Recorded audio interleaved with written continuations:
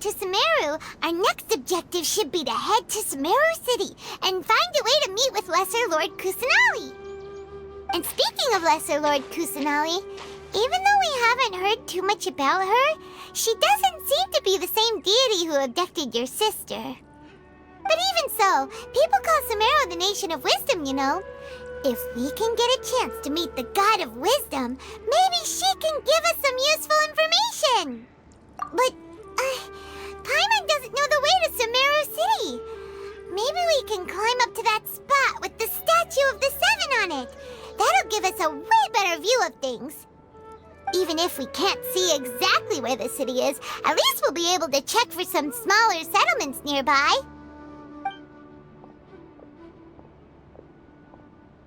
Wait a second.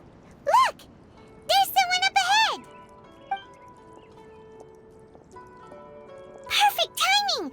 Now we can just ask for directions rather than wander around like lost adventurers. Hey there! We're not from around here and seem to have gotten a little lost. We'd like to ask for some directions. Huh? Did they not hear Paimon? Hey!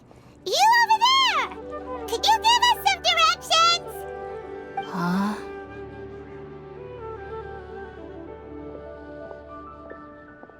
What's going on here? There's no way she could have missed that. Wait! Could she be ignoring us?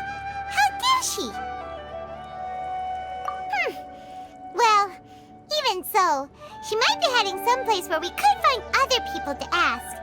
Let's keep our distance and follow her. When we get the chance, we'll just ask someone else for directions.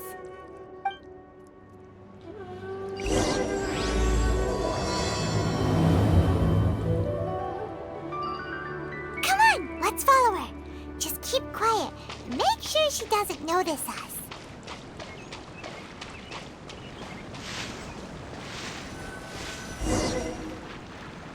Huh?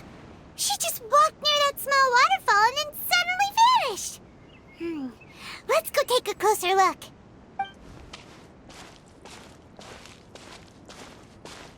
Paimon thought this cave would lead to a village or something, but, it looks like that's not the case.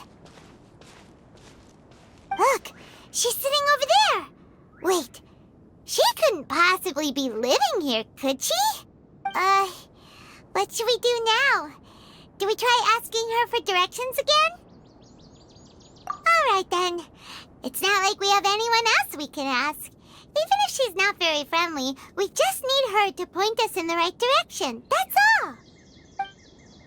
Oh. What a lovely smell. It's coming from that sensor over there. This is definitely not your typical place to call home, but at least it smells nice.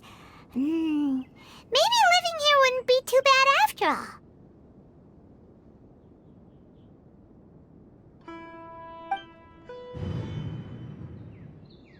Huh? What's the matter? You don't look too good. What? Is the smell making you feel sick? Strange. Paimon doesn't feel anything.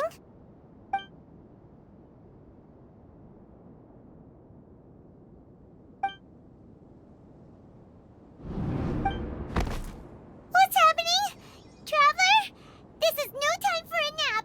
Oh, come on, wake up.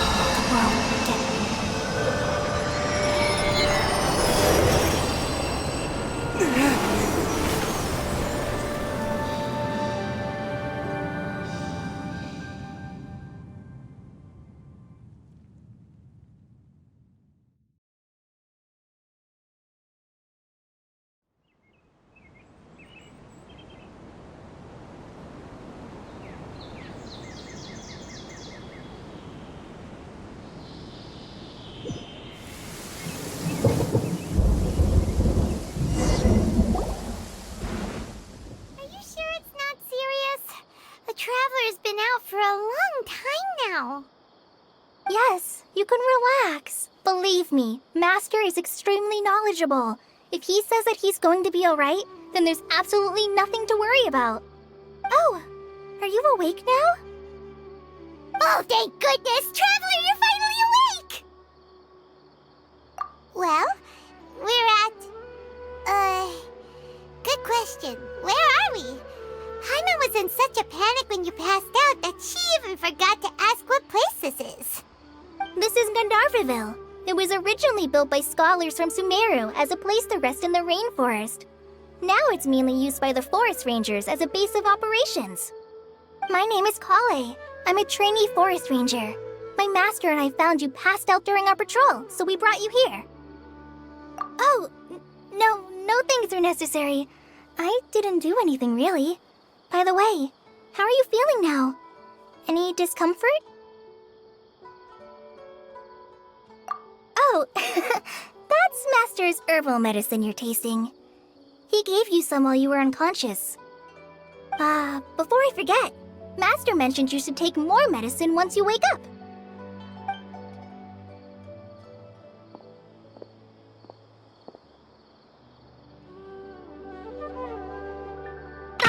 Whoops!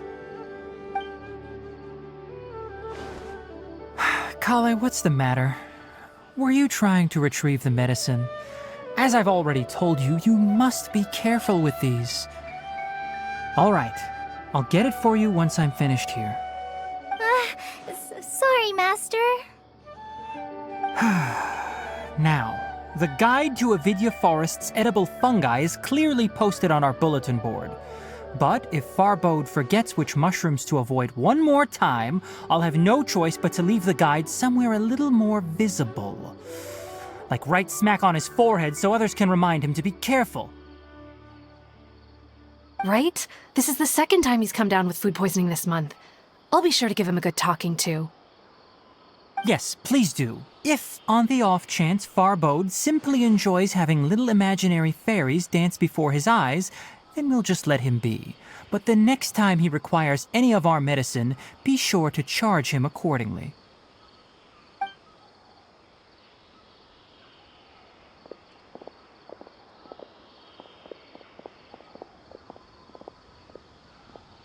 So, how are you doing?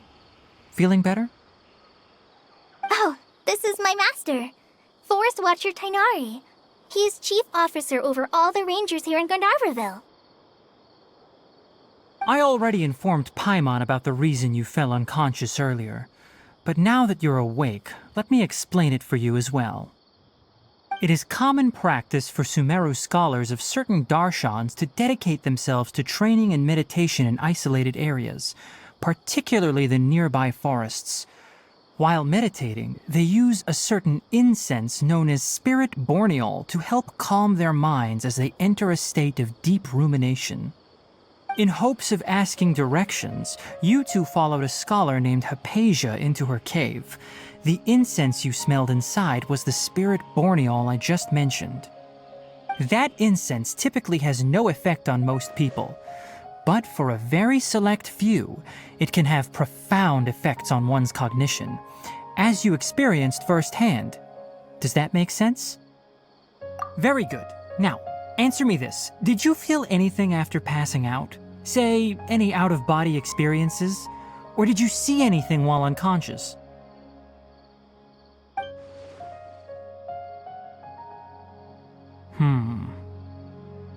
Kale, let the others know to stop bringing their patrol logs here for now. Huh? Why? Because these two will be staying here for the next few days. They can have my room and I'll bunk with Amir. Now get a move on and be sure to do as I've said. Yes, Master Tainari.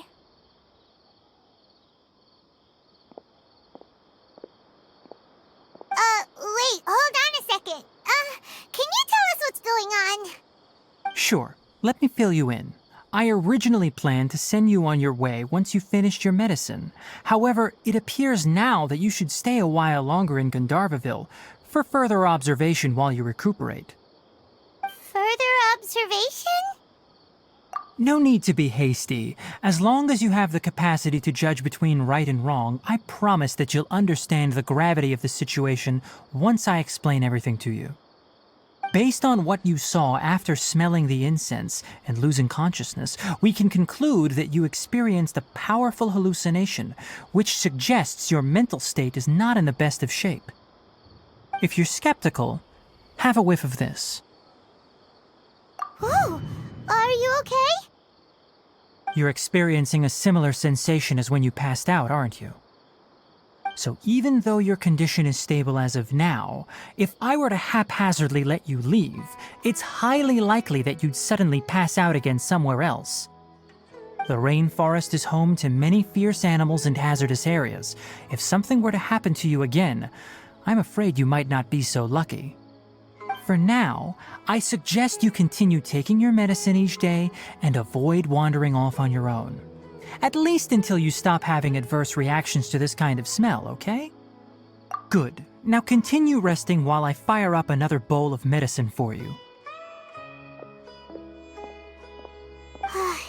Seriously? We just arrived in Sumeru and we're already having problems left and right!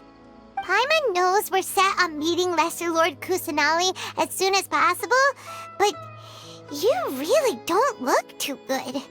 It'd probably be best to let you recover first.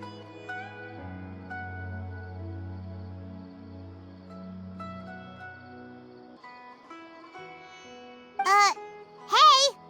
Are you even listening to Paimon? Paimon's over here worrying about you, you know. What's weird? You mean how you're feeling now?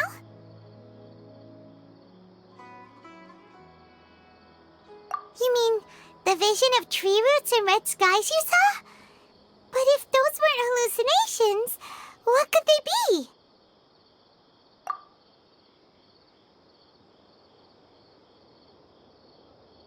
Well, considering how unique you are, Paimon trusts your judgment here. But why didn't you say anything about it to Tainari? If he misjudged your condition, then there's a chance you could get worse, right? Huh? You mean that Tainari already knows that what you saw weren't hallucinations? But if that's the case, why would he try to hide that from us? Oh, Paimon gets it now. That explains why you were so quiet earlier. Well, that settles it then. We'll stay here to rest up and figure out what's going on with your hallucinations. But it seems like asking Tainari might not be an option anymore. What do you think we should do? Good idea. Kale's pretty friendly. We can ask her tomorrow about what she knows regarding the Dendro Archon and customs in Sumeru.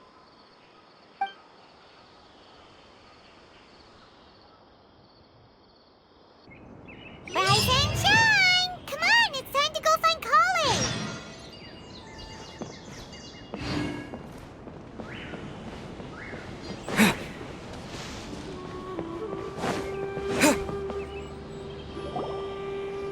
All right, next let's see your right hand. Yes, not bad. But please remember that you still need to be careful. Understand? Yes, I will. By the way, Master, I still haven't received the patrol route for today. Look, Kale, today's patrol will be a long one, so you won't be coming along this time. Besides, there's a chance we may encounter... well, you understand. But I have a vision too! Am I useless to everyone now? Don't talk like that, Kale. This is not something you need to be worrying about right now. Ah, there you are. Feeling any better? Yeah, since we'll be staying here for now, we thought we might as well try lending a hand around here. Seems you're not the type to sit back and take it easy for a while, huh? In that case, perhaps Kale could take you two for a patrol south of Gandharvaville for the day. And if you're feeling up to it, you can be responsible for cleaning the Statue of the Seven. Tighnari, we're ready to head out. Roger, I'll be right there. All right, we'll be heading into the forest now. I'll leave any further details to Kale. Yes, you can count on me. So, Kale, what exactly are we going to be doing today? Tighnari mentioned cleaning the statue just now, but, that doesn't really sound like the job for a ranger. Well, a forest ranger's responsibilities can be pretty diverse. They handle a variety of tasks, like checking the condition of outlying roads, maintaining forest facilities, ensuring fire prevention standards are met, and providing assistance to travelers and locals. As for Master, well, he has to handle more dangerous areas of the rainforest. Today we can perform routine checks on the pathway lamps as we make our way to the Statue of the Seven. Paimon, traveler, this way! You can leave the task of checking the lamps to me. In the meantime, you two can keep an eye out for anything unusual.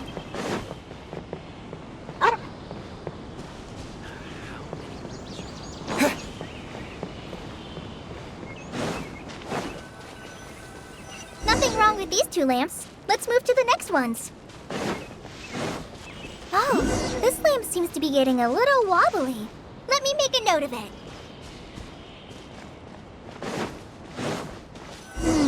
No problems with this lamp. Good.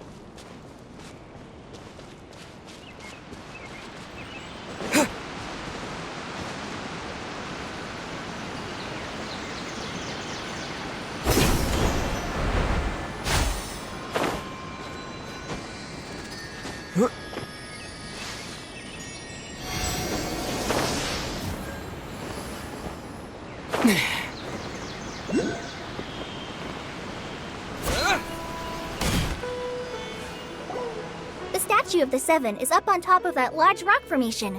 You must have seen it when you came down this road before. It's pretty high up there, isn't it? Don't worry. If you're afraid you can't make it up there, I'm sure Master wouldn't mind if you don't clean the statue. Oh? I guess I'll leave it up to you then. There's not much footing once you reach the statue, so be careful up there. Paimon will fly up with you and help you with those hard-to-reach areas. By the way, Kale, do you know anything about the Dendro Archon? You know, what's she like? That depends. Are you referring to Greater Lord Rukkhadevata or Lesser Lord Kusanali? Huh?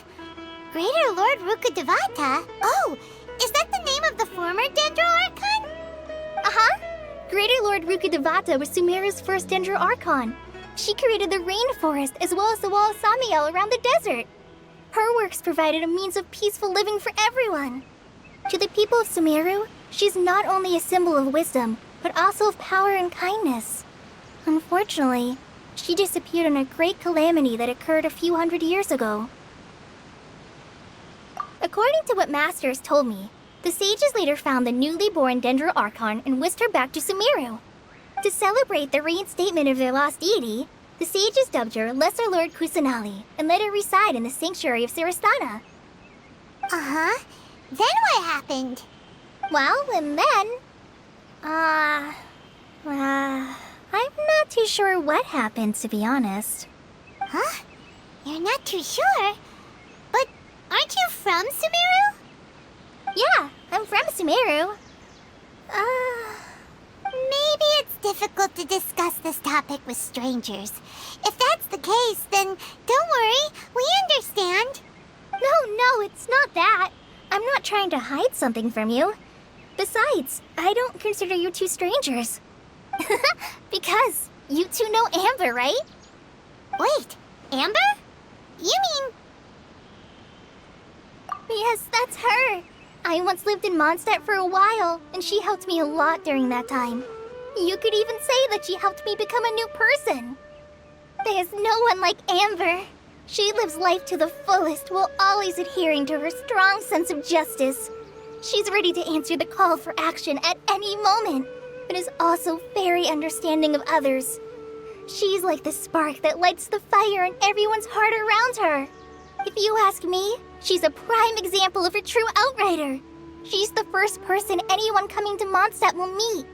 You can't help but be enthralled by her charm and enthusiasm, causing you to fall in love with the lands of Mondstadt and...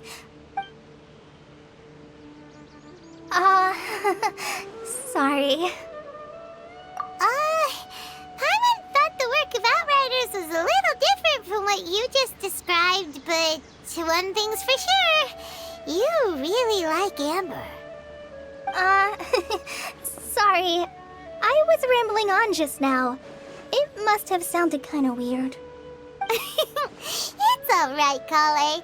Knowing that you're a friend of Amber somehow makes Paimon suddenly feel a lot closer to you. So, how do you know that we've met Amber? Well, after I returned to Sumeru, Amber and I have stayed in touch by writing each other letters. In one letter, she mentioned that Mondstadt was attacked by a fearsome dragon, but the city was saved by a mysterious blonde traveler and their floating companion.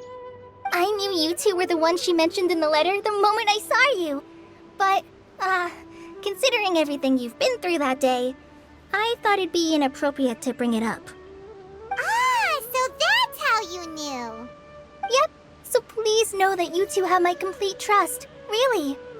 I wish I could tell you more about the Dendro Archon, but I have been away from Sumeru for some time, and I haven't read any books.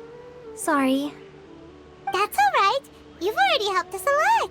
We had never even heard of Greater Lord Rukkhadevata or the Sanctuary of Surasthana until you mentioned them. Oh, I'm happy that was helpful. There is one thing I want to ask, though. Why do you two want to know about the Dendro Archon?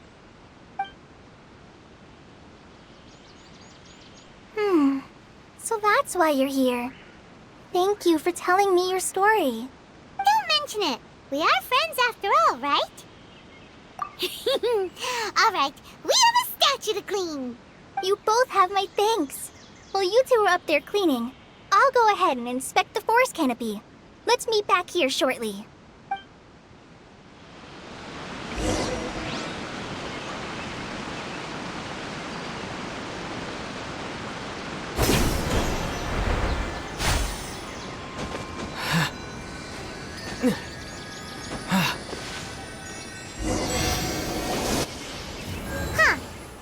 Paimon looks at it, the deity that's carved on the statue is kinda small.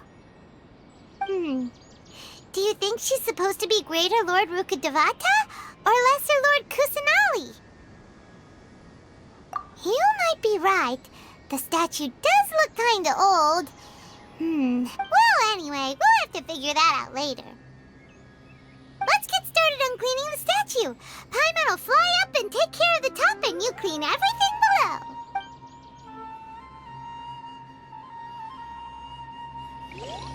Nice work. That's one clean statue. Let's head down and meet up with Kale.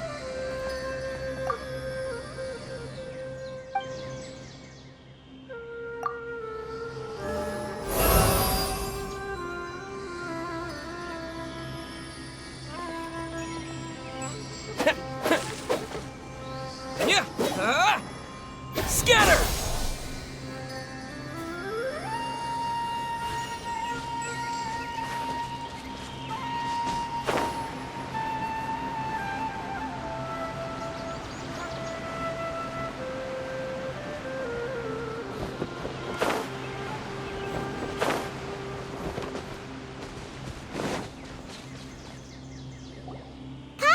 We're back!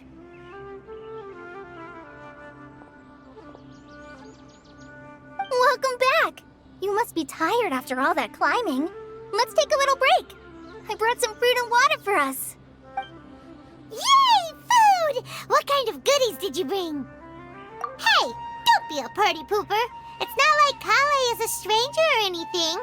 Besides, the best way to compliment a chef is to show passion for their food. Xiangling taught Paimon that. I prepared a nice portable dish that forest rangers like to eat called pita pockets. I hope you'll like them. Whoops! Ah, no! You dropped it on the ground! Not to worry. I wrapped a few layers of oiled paper around each pita. They should be fine. Oh, whew. Paimon nearly had a heart attack there. Those pitas are amazing! You're quite the cook, Kale. Thank goodness you wrapped them in paper. Paimon wouldn't have been able to sleep at night knowing something so tasty had been wasted. You really know how to compliment the chef, Paimon. Since you liked it so much, I'll be sure to give you a copy of the recipe sometime. I'll even include all my personal cooking pointers, so you'll be making your own pita pockets in no time. Yay! Thanks, Kale! It's hard to believe someone as diligent as you could have clumsy moments too. Oh, I guess it happens from time to time. So, Kale, don't you think that Tainari's a little too strict with you? He won't let you touch anything without his permission. Paimon knocks stuff over all the time flying around the Traveler, but he's never said anything. Everyone has their clumsy moments. No, you've got the wrong idea about Master. Sure, he may seem a bit harsh at first, but with some time, you'll see that he's actually very kind-hearted.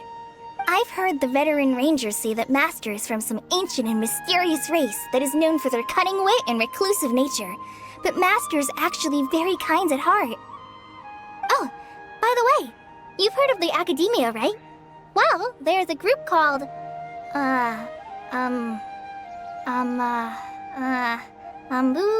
something?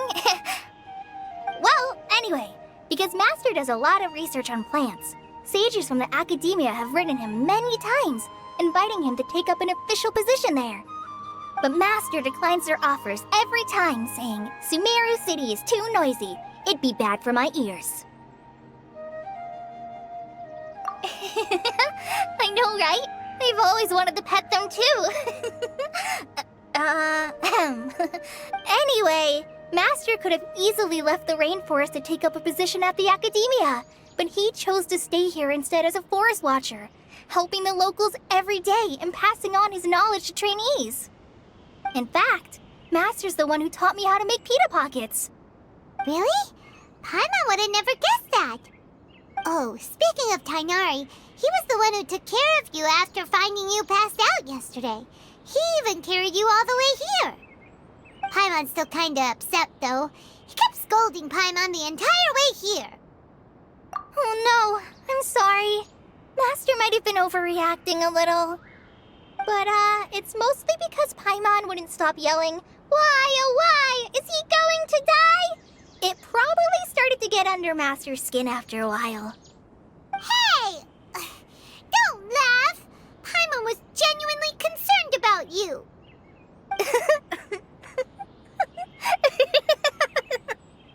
Hey! Now even Kale's starting to laugh. Ugh, that's it! Paimon won't forget this! It's time for some Paimonial wrath! No! Don't touch me!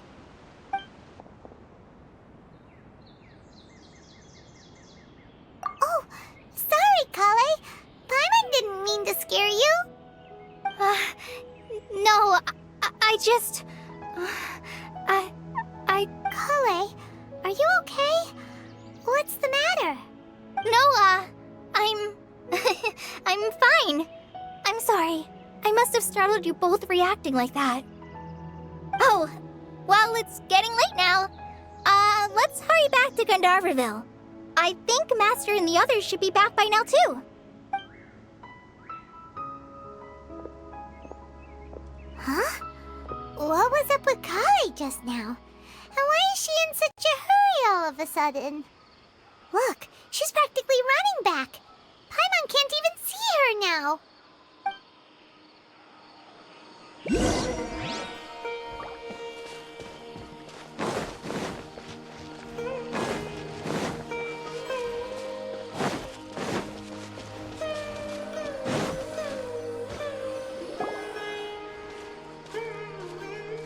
Ah, Traveler. You've returned. Yep, we're back. Have you seen Kale by any chance? Oh, Kale? Yes.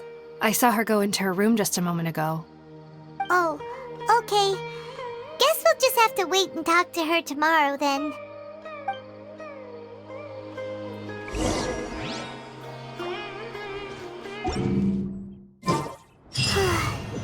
Paimon was thinking all night about what happened with Kale, and still can't figure out what the problem might be. Maybe she's in a better mood now. Let's go check on her.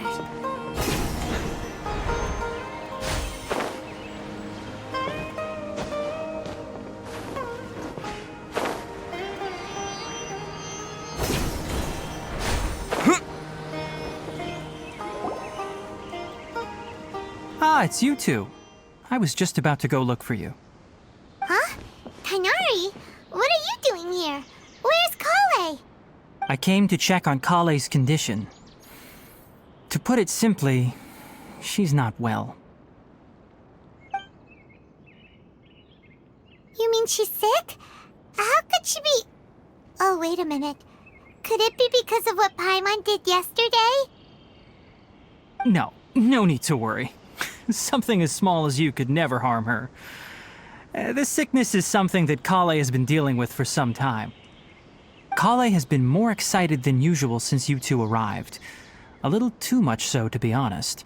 She hasn't remembered to take care of herself. I suppose it's understandable, though. She hasn't been around anyone she considered a friend for some time now. It must have been refreshing for her to have you two here. So, Tighnari, what's really wrong with Kale? Let's take this conversation elsewhere. Kale just fell asleep after taking her medicine. She needs some peace and quiet.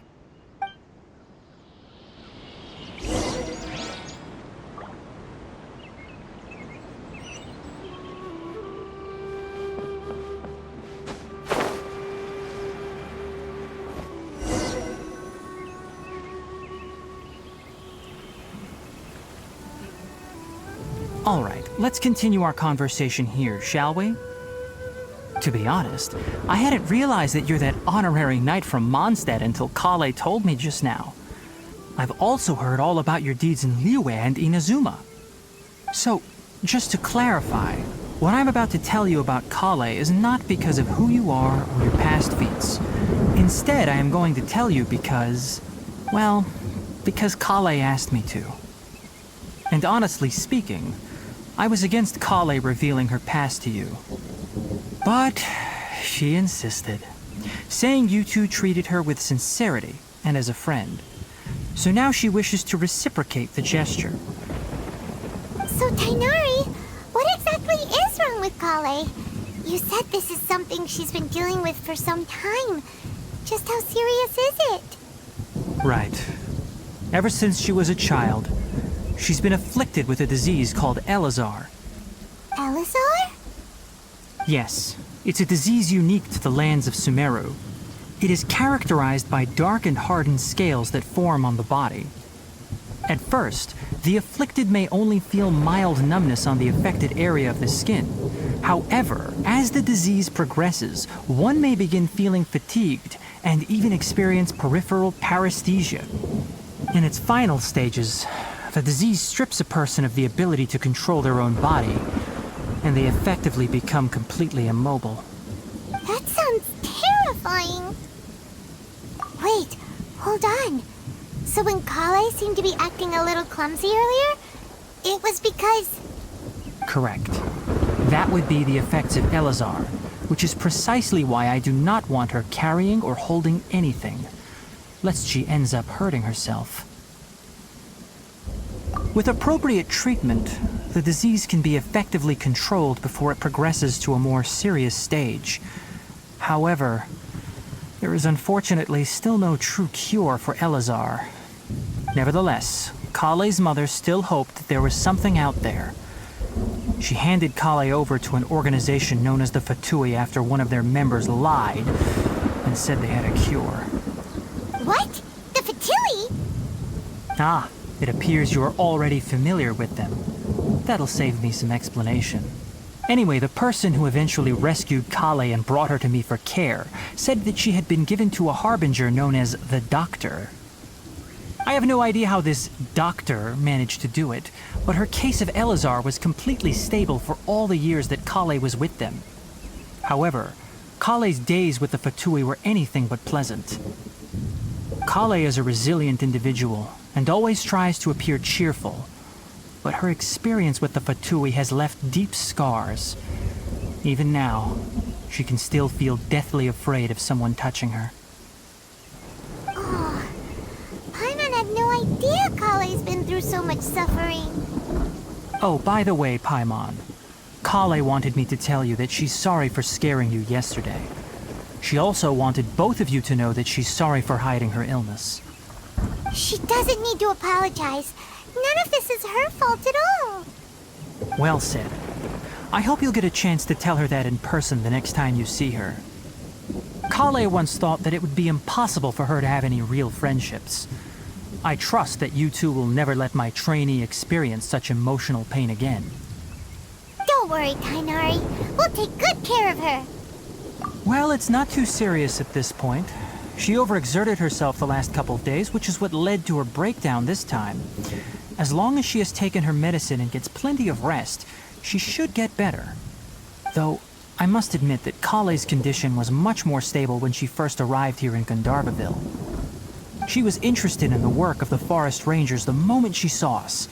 I could see that she was serious about learning, so I felt compelled to ask her to join us. Her stamina has gotten much worse recently. Though a moderate amount of physical exercise is always necessary, I'm afraid the long-distance patrols are a little too much for her now. All right, now that I've told you about Kale's past, I think I'll head into the rainforest to find some ingredients needed for her medicine. I'll see you two later. Yeah, we'd like to do something to help Kale too. All right, but I must warn you two. The rainforest is a dangerous place, especially for someone who's still recovering like the Traveler. You must follow closely and listen to every instruction. No problemo. Let's go then. We'll be looking for a plant known as Nilotpala lotus. It's often used to help those afflicted with Elazar recover their energy. Hey, Tainari? Where exactly are we going to find this plant? Nilotpala lotuses can be found all over the rainforest, but it often grows right here around Gandharvaville. Given the name, it sounds like we should be looking for it in the water. You are correct. Nilotpala lotus grows in the water. When fully matured, they look like giant blue flowers floating on the water's surface. Quite an attractive species, if you ask me. The large petals are actually the plant's leaves and sepals, which surround a very small flower. You should note that many of the plants found in Sumeru have names that are contrary to their species.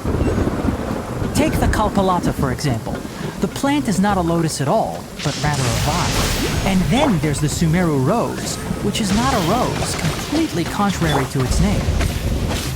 Oh, okay then. Note to Paimon. Never bring up the topic of flowers with Tainari.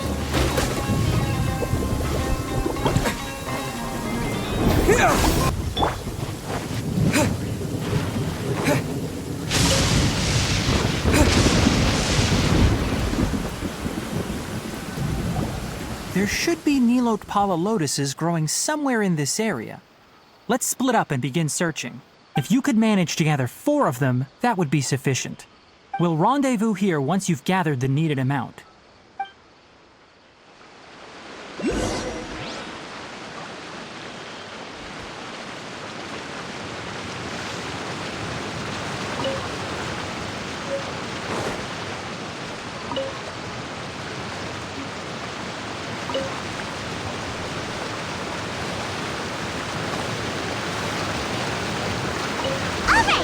gathered enough Mulan-Pala lotuses. Let's head back to meet Tighnari.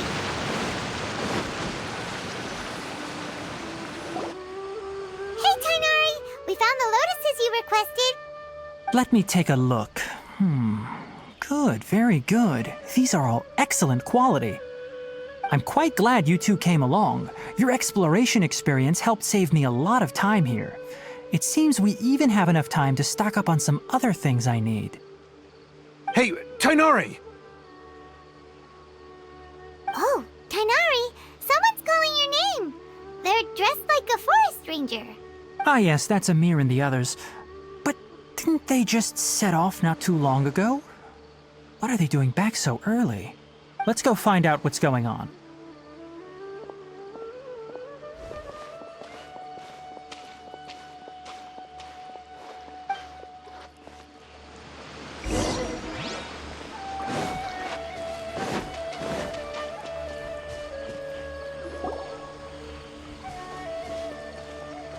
Tighnari, thank goodness we found you here. We were just about to head back and find you at Gandharvaville. What's going on? We just discovered a withering zone. The Withering is back? But the patrol route you were on should have been already cleared just a week ago. It reappeared so quickly. Can you tell me the exact location? It's up ahead, deep in the river valley. It's appeared in a spot that blocks nearly the entire narrow part of the valley area, so we decided to come find you as quickly as possible. And the radius of the contamination? Sorry, I couldn't get a clear enough view to tell.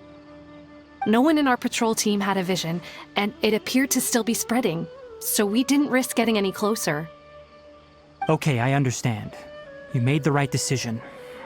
I'll go deal with it right away. In the meantime, please guide these two back to Gandharvaville. Wait, Tighnari! Why don't you let us help you? You two have only just arrived in Sumeru. You're still unfamiliar with many things in these lands. There's a unique type of anomaly that occurs in the Sumeru rainforest. It's called the Withering. The affected areas not only cause nearby vegetation to wither, but it's also lethal to wildlife and even people. If you don't carry a vision, then you should think twice before approaching such places. Yes, Amir is absolutely right. I wasn't kidding when I said the rainforest is a dangerous place. As Amir said, only someone with a vision, that is, the power to manipulate elements, will be able to resist the Withering's corrosive effects for a time. That's right. If any of the forest rangers without a vision come across a withering zone, we first make a record of the location and then have a ranger with the proper abilities deal with it, like Tighnari here. Only someone with a vision can venture within a withering zone and find a way to deal with it. But you don't seem to carry a vision. Don't worry, he may not have a vision, but he's a real pro at using the power of the elements. Don't sweat it. We've helped others deal with similar situations before. Wait, you've met other forest rangers before? I was planning to properly show you both how to identify the Withering before you left Gandharvaville. Anyway, since you two are experienced adventurers, come with me. I'm sure you'll both be able to help.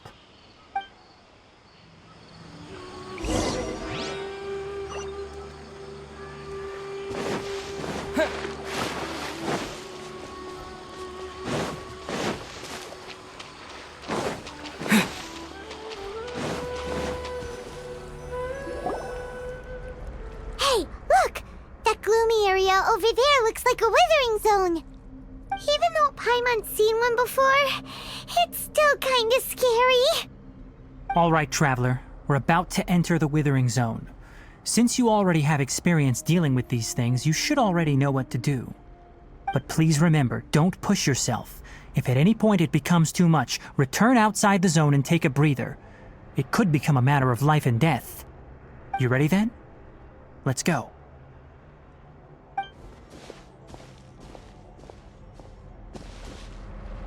First, we must locate any branches sustaining the Withering Zone.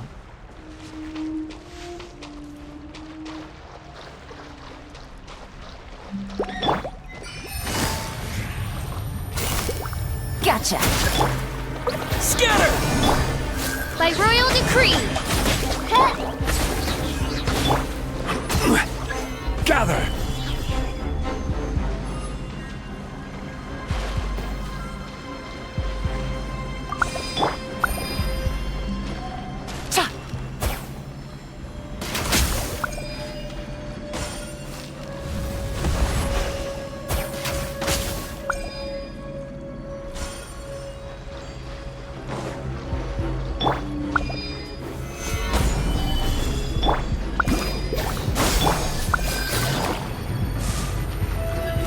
quietly now.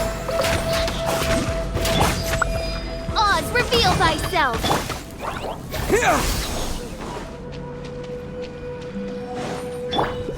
No rest for the wicked.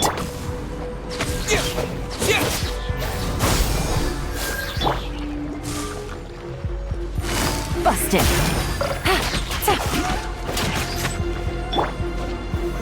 Solidify!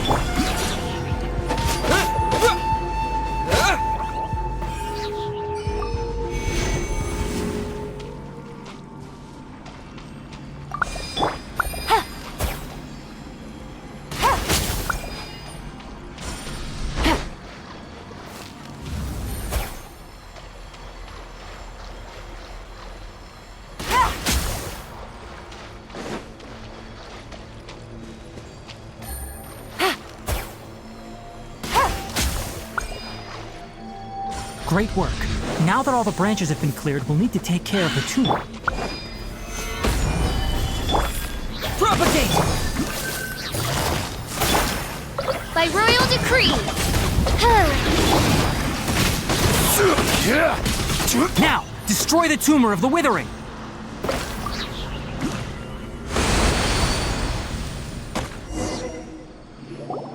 We did it! Everything's returning to normal now! Yes, thanks to you two. We were able to quickly restore this area back to normal. Tainari? You make it sound like we did well, but why does Paimon have the feeling you're worried about something? It's that obvious, huh? Alright, it's like this. Recently, the rate at which the withering zone appears has been increasing. Even though we were able to quickly clear that withering zone, it won't be long before another one appears. If that simply meant more work for me, then that wouldn't be an issue. But it's far more severe than that. The withering is leaving lasting effects on the rainforest itself. For instance, even though we cleared out the withering zone, many of the plants that were affected will not recover.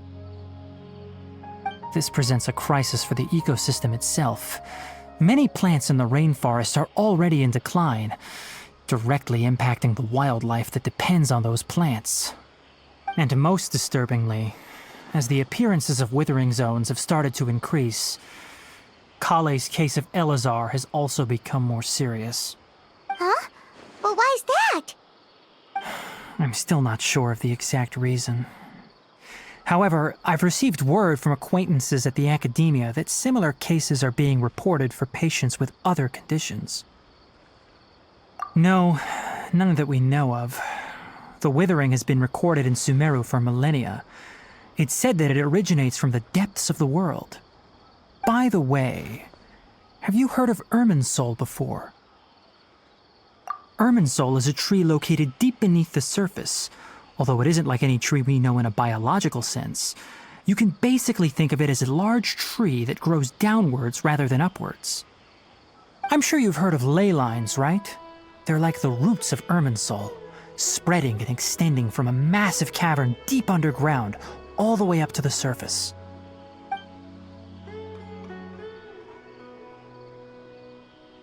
Ley lines continually absorb the memories of this world, which are then funneled into Irminsul, allowing it to collect knowledge and wisdom from ancient times to present day. The Dendro Archon is known as the God of Wisdom because her consciousness is directly connected to it. It is also said that the Dendro Archon's power is a manifestation of Irminsul. And as for the withering, its emergence is related to a disease that's affecting it. That's right. My ancestors learned of this from Greater Lord Rukkhadevata's familiars a long time ago. But even those mysterious creatures did not know of a cure for Irminsul. I'm afraid we rangers will be battling the withering zones here for a long time until a cure is found. Alright, that's enough on this topic for the time being. Now that we've taken care of things here, it's time for us to head back to Gandharvaville.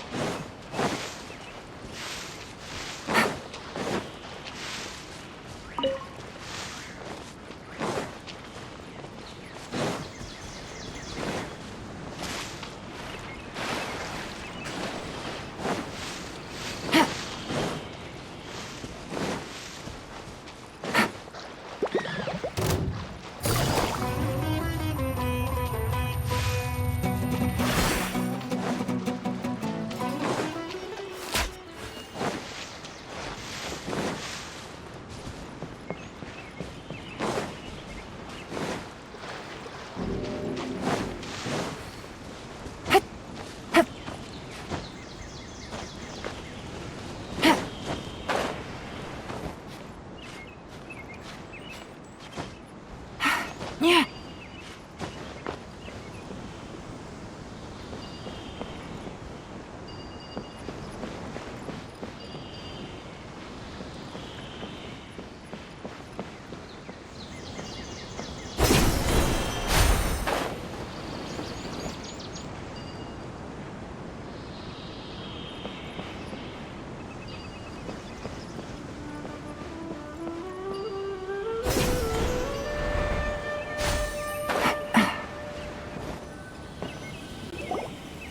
Oh, Tainari, you all made it back. How did it go? The withering zone you reported has been taken care of. No need to worry. Huh. Wait, is that? Oh no, Hypatia!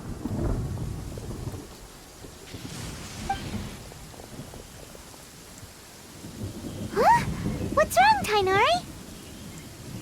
This Duskbird is Hypatia's designated courier for urgent news. You do remember her, don't you? She's the scholar you and Paimon were following when you first arrived in Sumeru. Oh, her? How could we forget? So did something happen? Let me see what's written in the letter first. Oh. So what's it say? And what's with that weird expression on your face? Just let Paimon read it. Huh? All Paimon sees are 3 squiggly lines. Yes, allow me to explain. After we brought you from Hypatia's cave to Gandharvaville, Hypatia resumed her meditation. She must have just finished. It's been nearly 3 days since she's had anything to eat, and it appears she's forgotten to prepare some rations. This letter is her asking us for help. We need to go. What? You mean she's been sitting there for 3 days? Hey, wait, how did you know all that from just a few lines on the paper? Well, obviously because this has happened before. Last time she drew 5 lines, and by the time we found her... Well, I'd prefer not to remember that. Needless to say, Hypatia's been through worse, but we should still get to her as quickly as possible. I've got some emergency rations set aside for times like these. Paimon, Traveler, could you two bring these to her? Wait, you want us to bring her the rations? But will the Traveler be okay if her cave is still filled with that funny incense? Let's find out. Here, Traveler, take a smell and see. So, how do you feel? Huh? Really? You're not feeling even a little drowsy? But wait, how'd you know that he'd be okay this time, Tainari? Back when we were clearing the Withering Zone, I observed that he could adeptly manipulate the Dendro element. I knew then that he would be fine. And if I may ask, when I was telling you two about Irminsol's ley lines, was what I described similar at all to what you saw while you were unconscious? That's correct. Those weren't hallucinations at all. Though I don't intend to apologize for deceiving you.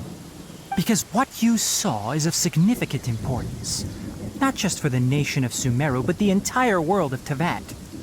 My forefathers were shown much favor by Greater Lord Rukkhadevata. We took an oath to protect this nation together with her. Now that that duty has fallen to me, it was part of my responsibilities to ascertain whether you could be entrusted with the fate of Sumeru. Now, after seeing you in action with my own eyes, you have earned my confidence, and I no longer feel the need to hide any secrets from you. When you passed out, your consciousness had connected directly with Irminsol. What you witnessed were actually real memories contained within Irminsol itself. I could try to tell you more, but it would be better if you went to ask Hypatia instead.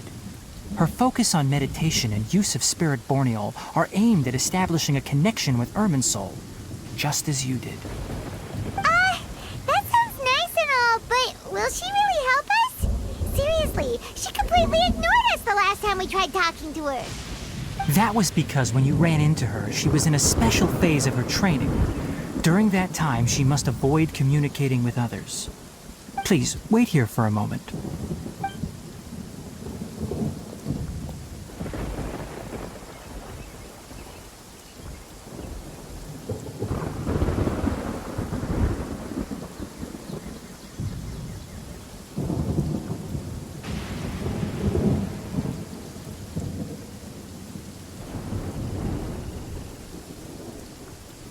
Here, take these. It's a meal I packed for Hypatia, as well as some other ingredients. I'm sure it'll come in handy. Also, here's a letter that I would like you to give to her. Just show it to her and she'll answer any questions you may have. No, I should be the one thanking you.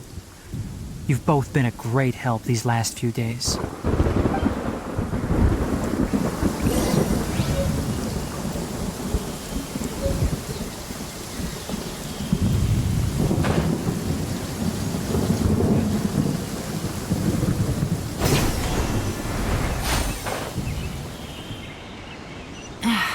This blinding sunlight is such a pain.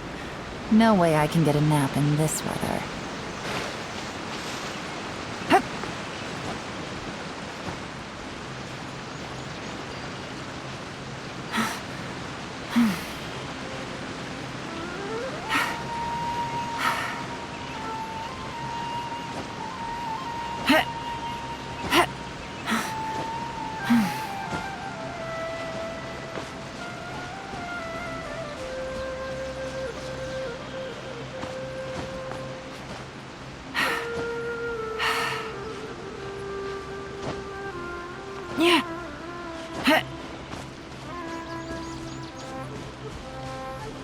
Hypatia should still be in the cave.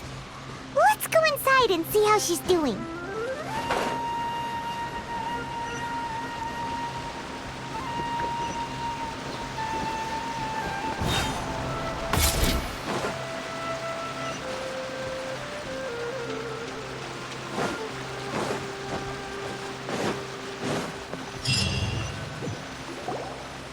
Hello?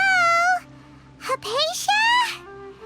Hey, there's nobody here. Maybe she went out to look for some food. Let's try looking around the area.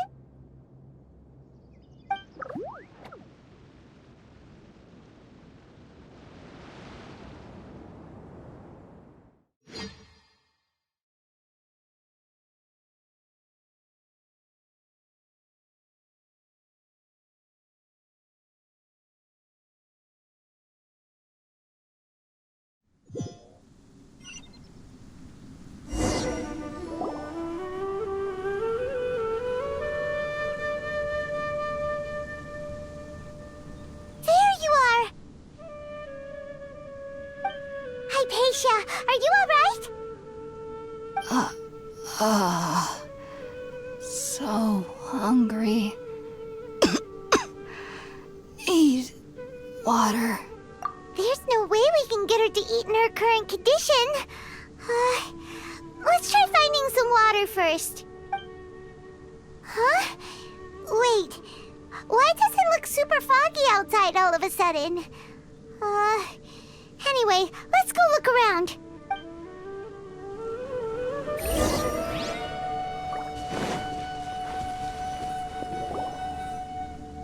Huh? How'd things out here end up looking like this? What happened? And where are we? Really? Oh, maybe you're right. Let's go investigate the area.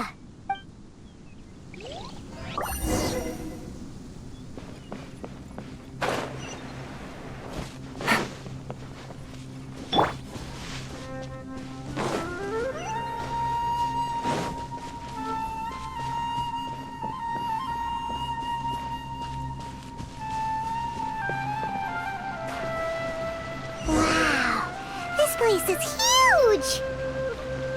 Paimon knew there's something off about that cave. Let's think of a way to get over there and have a closer look. Who knows? Maybe we'll find a lead of some kind.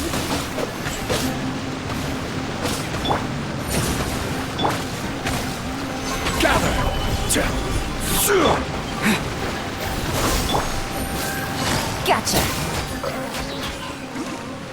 Take it easy.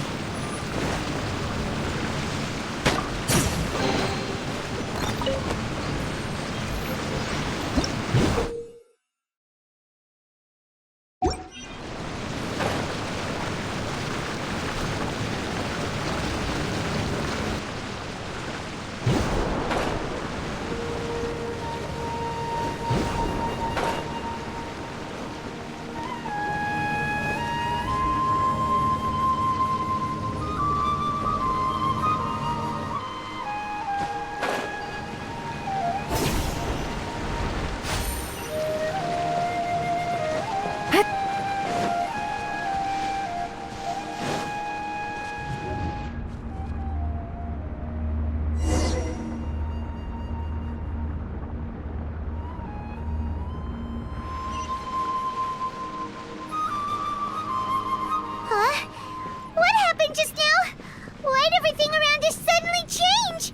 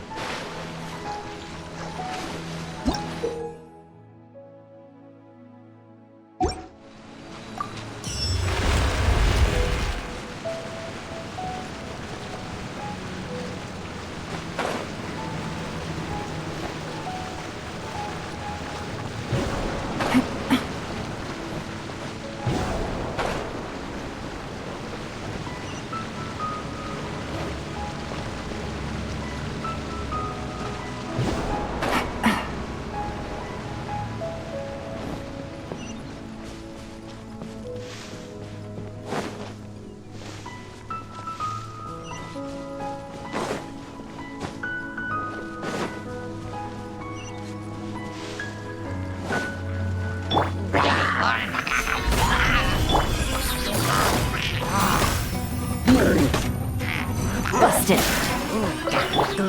Germinate! Game's up. Time's over.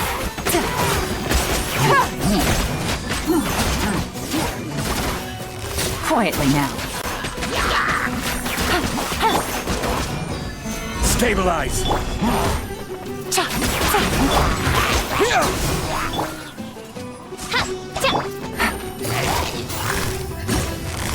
Gotcha.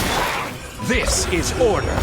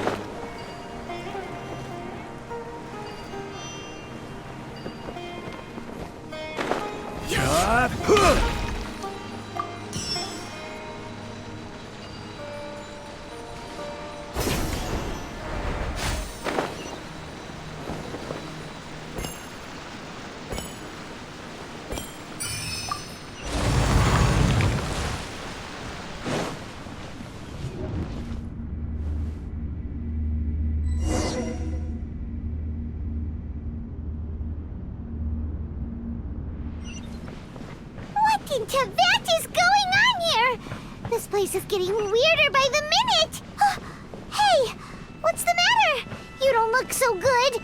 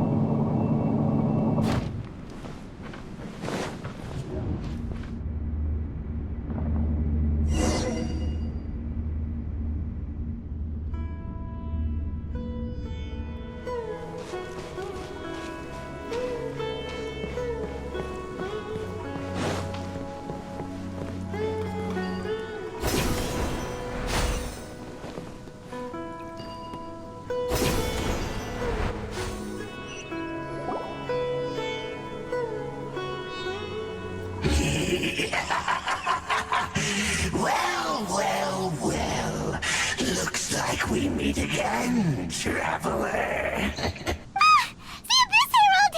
What are you planning to do in this strange place? Strange place. Plotting. You needn't worry about such things. They don't concern you.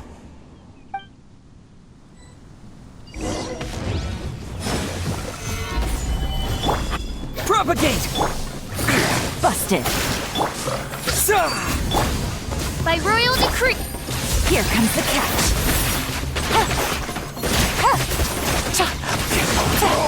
Gotcha. Take it easy.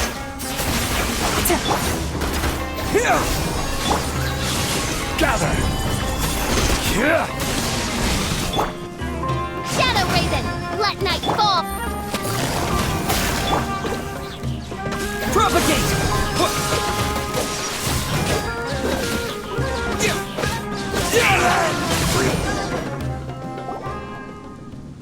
Huh? Why can't we beat this guy? Oh, Paimon doesn't get it! We faced others like him before! What's wrong this time? Traveler, though you may have managed to avert countless crises before, your good fortune was bound to end sooner or later. It's time you realize how weak and powerless you really are. Your sister. Oh, pitiful traveler. Are you really so ignorant? Or are you just living in complete denial? Her Highness has long since forsaken you. Your meager existence in her eyes is that of an annoying bug, only to be stepped upon. The bonds of love and family which drive you to find your sibling are utterly gone. Your journey is meaningless. But don't you fret now. Today will be your last. Now die!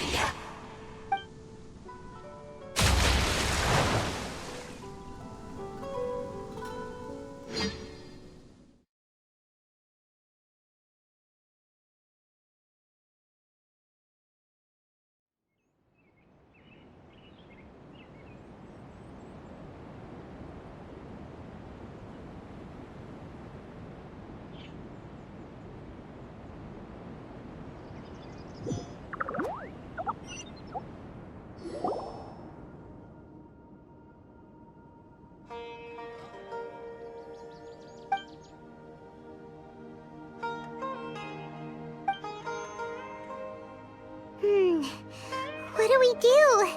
We haven't seen Hypatia anywhere out here. Oh, there she is! Quick, let's see how she's doing. So sweet. Well, the good news is that she's still conscious. Hey, why'd you drop her food on the floor like that?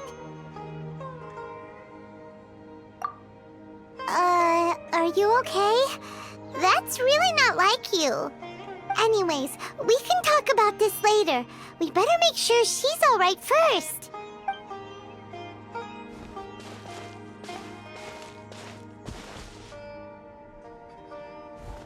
Whoa!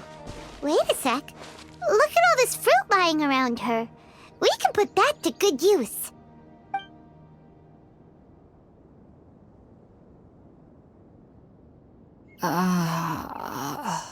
Who is there? Tainari, is that you? Huh?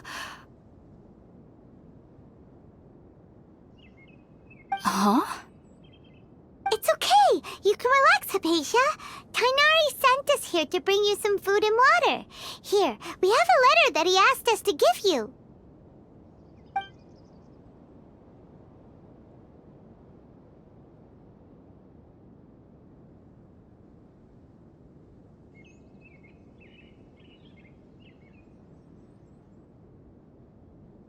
I see. So, you're friends of Tainari. I apologize for all the trouble I've caused you. I'm grateful that you came so quickly to save me. You even brought all this fruit.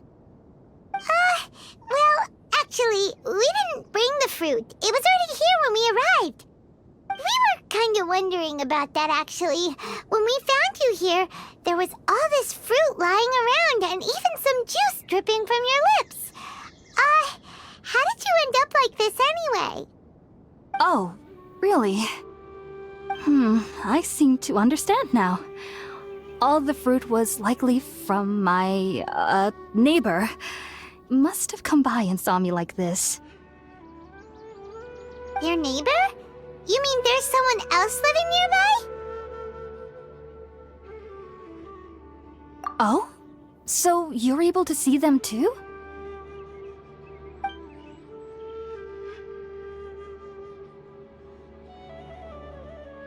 Wait, hold on a second, Traveler. You say that before we arrived, you saw some mysterious creature and suddenly had a strange dream? Isn't that a little too crazy to believe? No, I actually do believe what the traveler is saying. I myself had a similar experience once before and ended up scaring my timid little neighbor here. You needn't worry. They mean you no harm.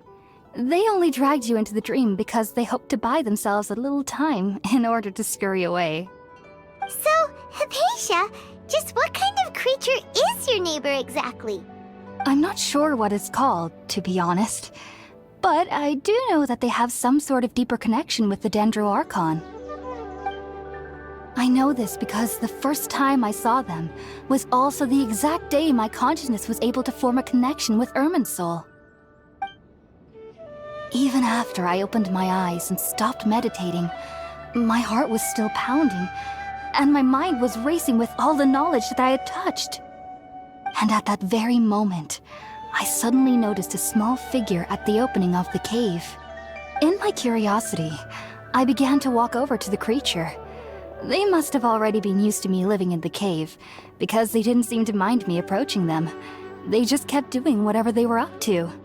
It wasn't until I crouched down next to them that they suddenly realized that I could see them. Oh! And then? And then I had a dream. By the time I came to, they were nowhere to be seen. I was convinced they'd never show up again. But sure enough, I saw them nearby a few days later. And they weren't alone. I feel like they aren't as afraid of me as the first time I approached them. But I never would have expected them to save me. Yes, no doubt about that. By the way, Tighnari mentioned in his letter that you had questions for me regarding Irminsul.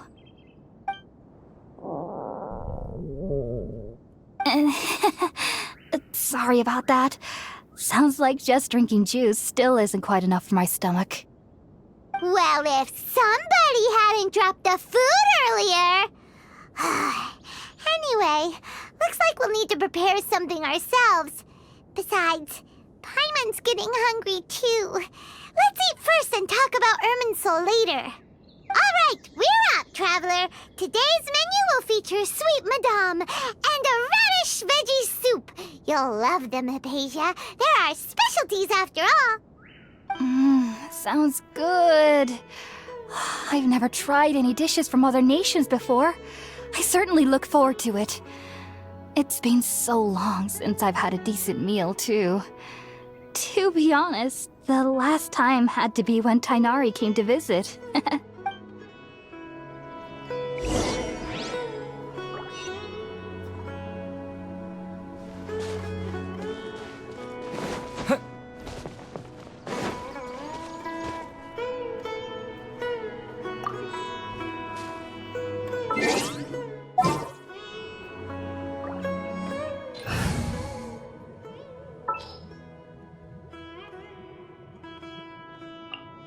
At the ready.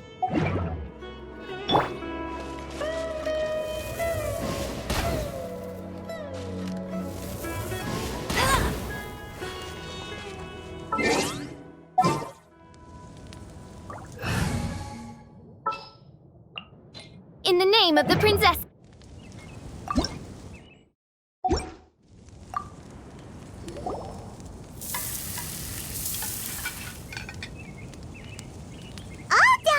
Let's use the empty box that Tighnari gave us since we already watched it.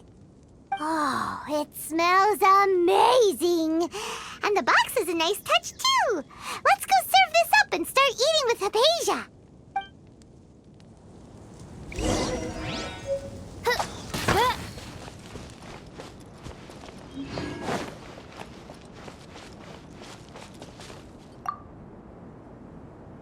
Are you already finished cooking? Smells delectable. I'm truly thankful whenever I can enjoy a proper meal like this. Cooking really isn't my forte.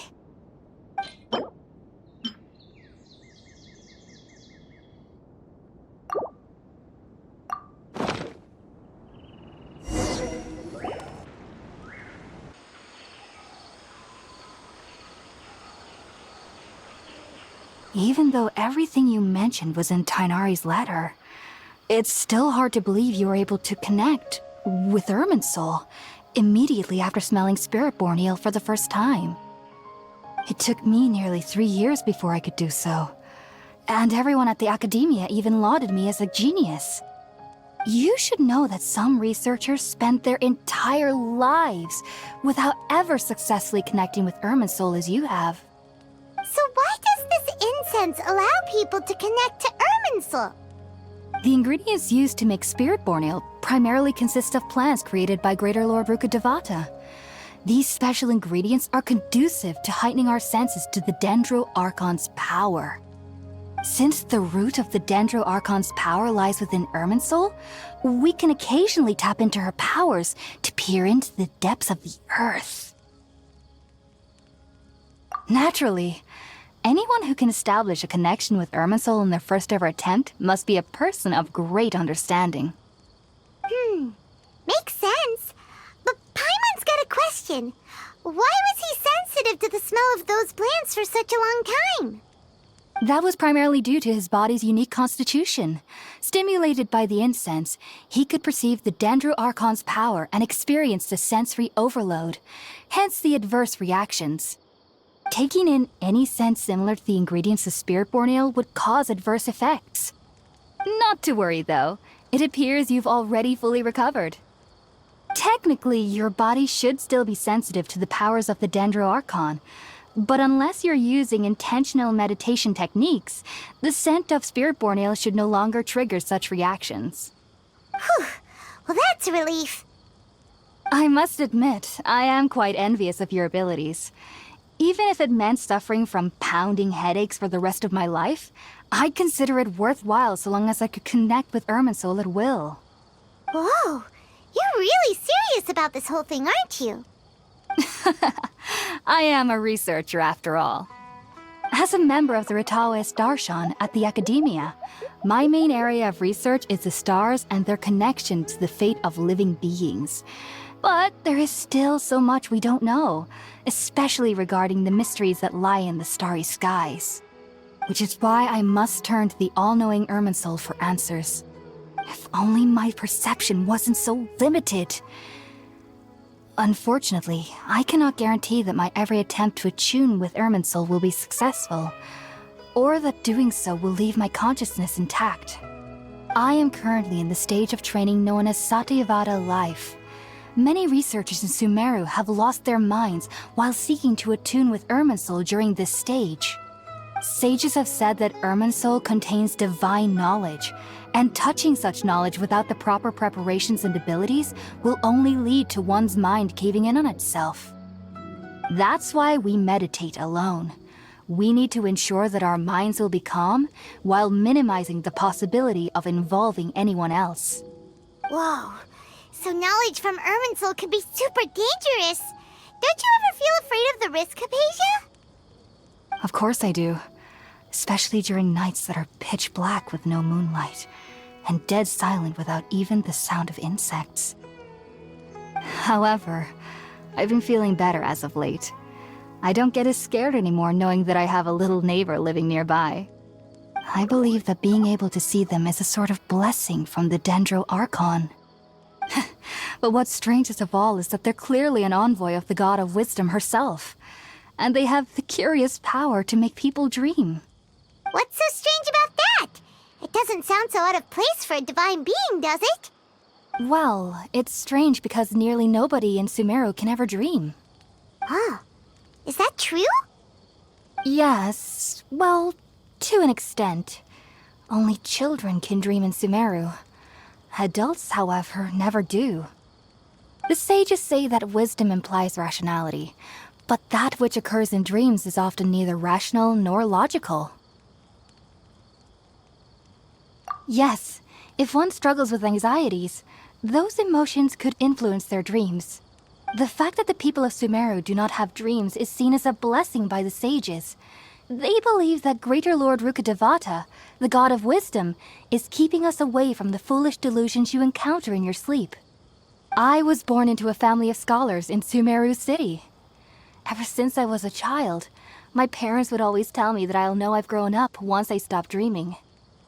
I studied hard, enrolled as a student in the academia, and went on to become a researcher. Sure enough, I never dreamed again. But then, on the day I scared the little Aranara, I suddenly saw a dream again. It was incredible.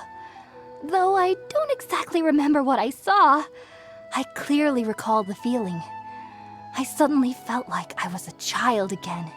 Back then, I was foolish and ignorant as any youth would be, but I was free of fear. Maybe dreaming isn't as bad as we've made it out to be. Just be sure not to speak of this if you travel to Sumeru City.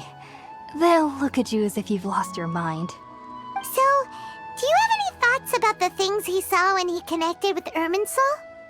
Sorry. I'm afraid I don't have any answers as of now. All I can say is that what you saw is a memory contained within Irminsul itself. World forget me. What could that possibly mean? If only I could ascend past Satyavada life and begin Paripurna life. I might have some more answers for you. If you two are ever in the area again, please be sure to come and see me. There's no need to be thanking me. You two are my saviors. Besides, I'm already looking forward to tasting some more of your cooking.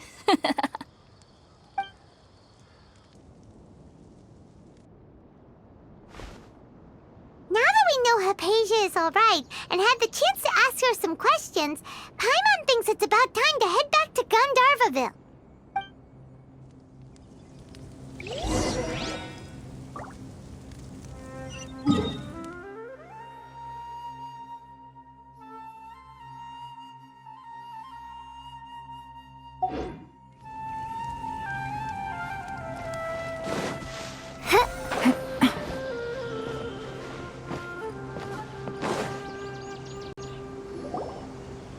Think about it, Tainari. Refusing to join is tantamount to burying your head in the sand. I understand that you're a forest watcher and that it's your duty to combat the effects of withering zones, but isn't it evident that such work is not a lasting solution to the problem? As Sage Kage clearly stated, your presence and guidance in Sumeru City is pivotal in finding a cure for Irminsul. How could you possibly refuse? Keep your emotions in check, Gulam. Let's at least listen to Tainari's reason for declining. We're here to invite him to the Academia, not to cause a scene. Sage Kage, I am truly honored that you came here in person, but I'm afraid I must still decline your invitation. I am merely a forest watcher. How could the great minds of the Haravatat have any need of someone like me? Well, it turns out that your refusal letter had some implications on your master's... I see. Huh. And I figured that given his temper, he would come here and berate me personally. Tainari, your master is an integral part of this effort, and now he requires your assistance. And what exactly does my master need of me, Sage Kage? You'll know, once you've arrived in Sumeru City, that is. And how long will I be required to stay? There's no definite answer as of now. Do you mean to tell me that despite coming all the way here to Gandharvaville, you still can't answer the questions I laid out in the letter to my master? If that's the case, then I'm afraid I cannot give you a definite answer either. Tighnari, but you... So be it. Come, Gulam, we're leaving.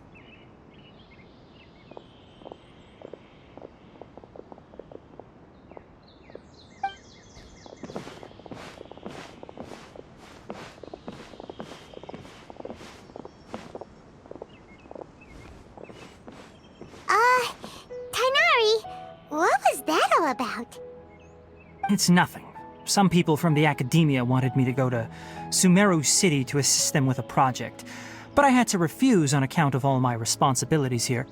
But all that can wait. How did things go with Hypatia? It was quite the eventful trip, but the main thing is that she's safe and sound. She answered a bunch of questions for us, too. Very good. Now that the traveler has made a full recovery, there shouldn't be any reason for you to tarry here longer. I assume you will be heading to Sumeru City, correct? That's right! We want to meet Lesser Lord Kusanali and ask her for advice. Do you have any idea on how we can find her? Sorry. I'm afraid I don't have any advice for you there. Well, do you at least know anyone we can try asking in Sumeru City? Let me think. My trips to Sumeru City have been fairly short, and most of my acquaintances are researchers. How about this? I'll write you a letter of introduction that you can give to a researcher I know. He's from the Amurta Darshan and is adept at gathering information. Asking him might prove worthwhile. Also, when you enter Sumeru City, you'll probably end up receiving something like this item here. I'm not sure if it will ever come in handy for you, but maybe you can give it a try. Oh? What is it? It's called an Akasha Terminal. It's a tool produced by the Academia that utilizes the legacy of Greater Lord Rukkhadevata. Some say that this very item is the basis of Sumeru's reputation as the City of Wisdom. Needless to say, this device and its usage fall under the Academia's expertise, so I'll leave it to them to show you how to use it. Great! Next up, Sumeru City! But wait, before that... That's right! Tighnari, we have something important to say to Kale before we leave. Is she doing better now? Yes, she's doing much better. After being confined to her bed all this time, I thought a little walk would do her some good. Last I saw her, she was taking the path towards the North Crossing. She knew you two would be leaving soon, so she must have wanted to see you off. Thanks, Tighnari. All right, let's go! Farewell, and good luck to you both.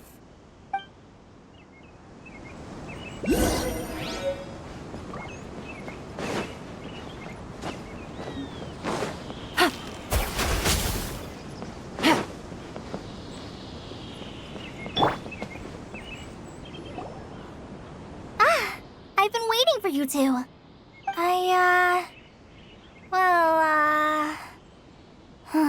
Never mind. I guess I should just wish you two a safe and successful journey. Thanks for waiting here just to see us off, Kale. We're headed to Sumeru City. Don't worry about me. I can take care of myself. My condition won't be getting in the way of my duties. I want to be a forest ranger after all. It's up to me and the others to protect the rainforest here. And, I'm sorry. I should have told you both about my condition when we first met. I just wanted you two to treat me as a normal friend, not some girl that needs your sympathy. But I guess now I understand that the most important thing is for friends to be genuine with one another. There's no need to apologize, Kale. We should be thanking you for trusting us enough to be your friends and sharing your past with us. We're probably still gonna worry about your condition, but that's because we're friends and we care about you. Thank you. That means a lot. Before you leave, I have something for you. Oh? What is it? It's my recipe for pita pockets. I told you that I'd give you a copy, remember? My handwriting is a little, messy, so please don't laugh. Yay! Thanks, Kale. Now we can eat those scrumptious little pitas whenever and wherever we like. I hope that whenever you eat them, you'll both remember your time here in Gandharvaville. Well then, I, trainee Forest Ranger Kale, bid you both farewell. Please visit Gandharville again. The Rangers will always be ready to assist you here.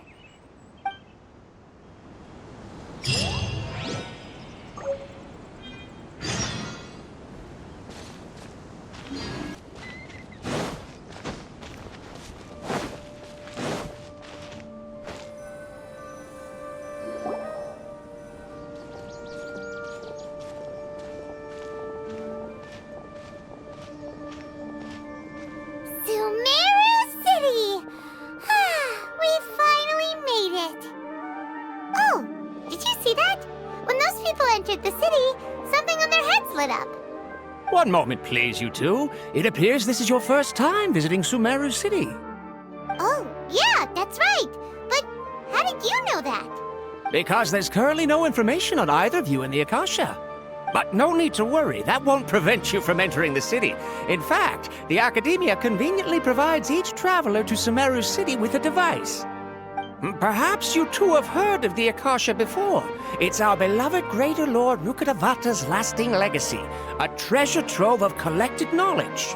After centuries of tireless research on the Akasha, the Academia created one of its most ingenious inventions, the Akasha Terminal. As long as you are within Sumeru's borders, you may use an Akasha terminal to connect directly to the Akasha and access any knowledge you need. I should mention that due to technical limitations, the operation of Akasha terminals will be much smoother and more effective in large cities such as Sumeru City and Port Ormos. Oh, so this is the thing that Tainari was telling us about. It sounds pretty amazing. You two are quite fortunate. Until recently, it was standard practice to only issue Akasha terminals to outlanders who spent an extended amount of time in Sumeru. However, this policy was recently changed, and now all travelers are issued one upon arrival. Here are your Akasha terminals. Please handle them with care. It kinda looks like a leaf.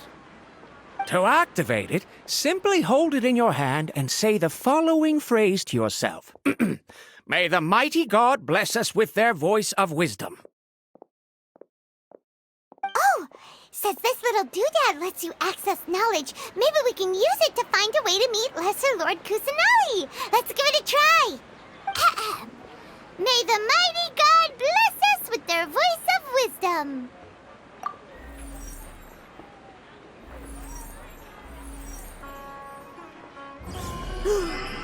Whoa! Just now, something clicked, and Paimon suddenly knew how to use this thing.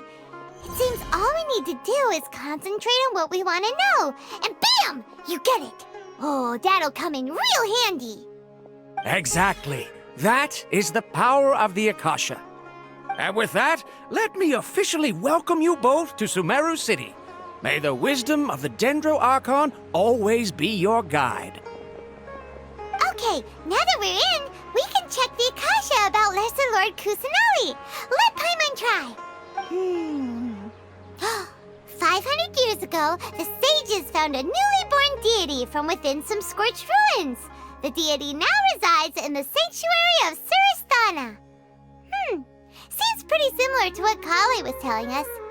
Okay, next, let's concentrate on asking how to meet her.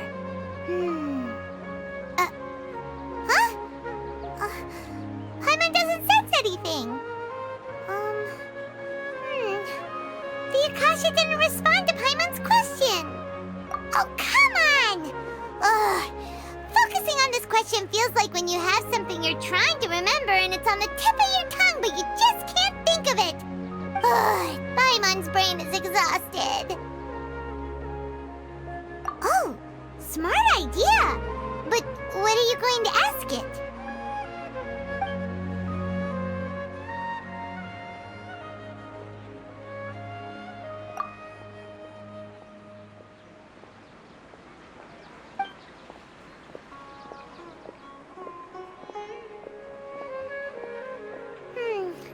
You too?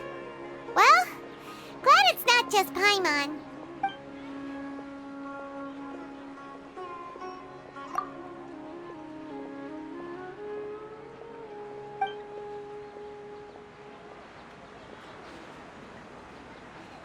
Huh. Could it be because because we're Outlanders and we've only just arrived in Sumeru? You know, maybe we're not qualified to receive an answer to this sort of question or something.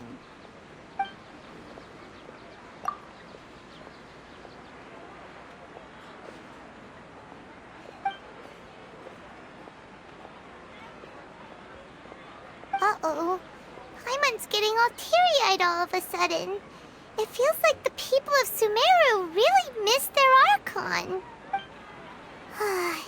Well, seems no matter which way we try, we can't find anything that'll lead us to Lesser Lord Kusanali. Guess our only choice now is to try meeting with the researcher that Tainari recommended. He's from Sumeru and even has a position in the Academia. Maybe he'll be able to access more info from the Akasha. Let's see. Tainari wrote an address on the letter's envelope. Oh, it's not far from the city's gate. Let's head over and have a look. Hopefully he's at home.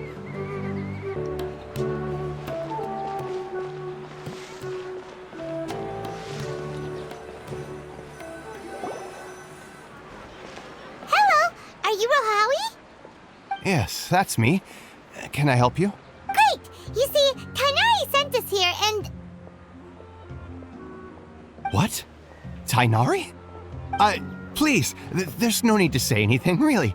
Sure, I admit that the article I published last month wasn't my best work, and maybe the data didn't produce the most convincing results, but... Here! This is a letter from Tainari!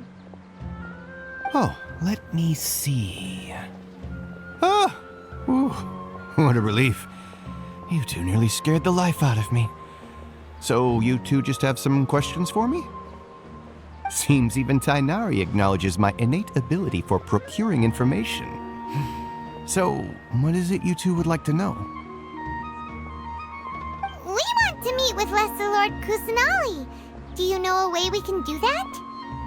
You mean you want to meet the Dendro Archon herself? This isn't exactly my area of expertise, but let me see what I can find in the Akasha.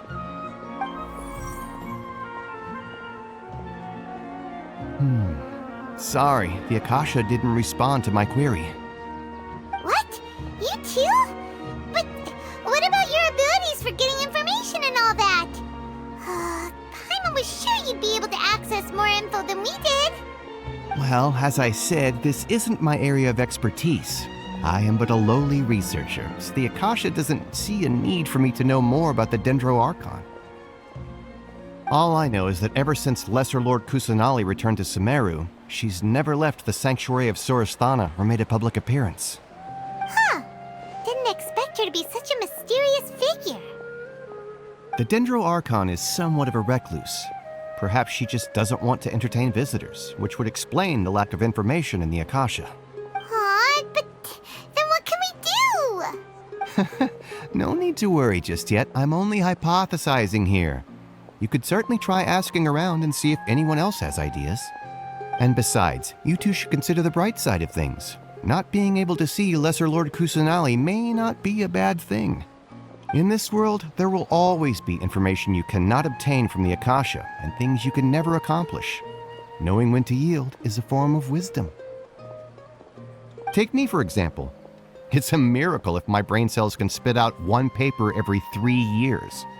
But Tainari? That guy can publish 3 papers in just a single year. Okay. Thanks for your advice. Don't mention it. If you two ever want information about things like who's been promoted within the Academia or relations between the 6 great sages, come find me. Hey, come on! This is a survival skill at the Academia. Oh, Paimon's expectations were pretty low, but this is so low it's like digging holes in the dirt. So what do we do now? Even if we want to talk to someone, we don't know anybody here. Huh? Like who? Oh, you're right! Catherine! The Adventurers Guild has its own intel network. Let's hurry and find her.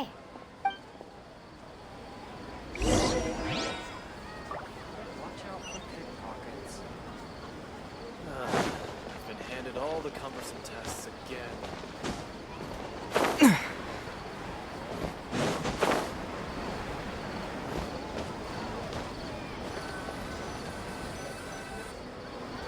Astra Abyssosk.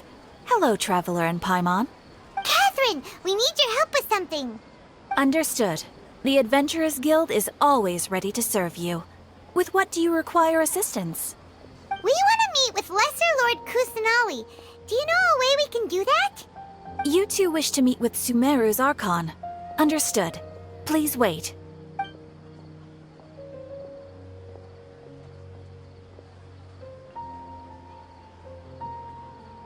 I apologize, but I am unable to call up any relevant information in the Akasha. I'm also unable to locate any pertinent information in my personal memory.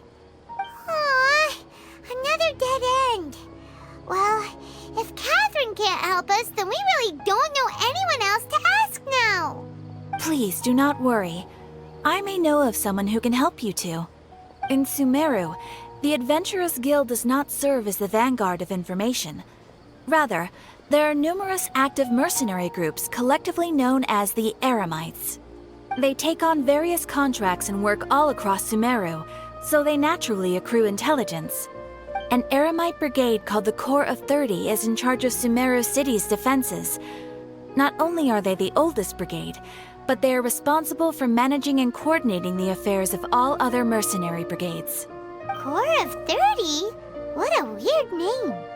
Supposedly, they are named as such because their ranks numbered 30 at their inception. Asfand, an advisor with the Corps of 30, maintains good relations with the Adventurers Guild.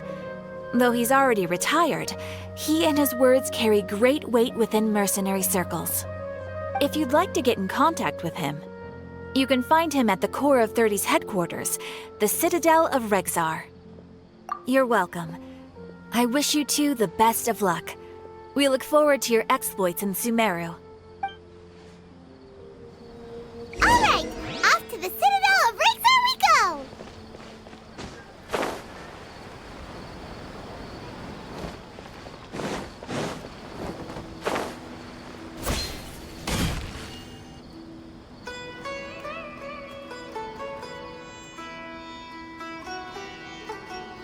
Welcome. The Adventurers Guild told me to expect you two. It's nice to meet you, Asfand. We'd like to ask you about something.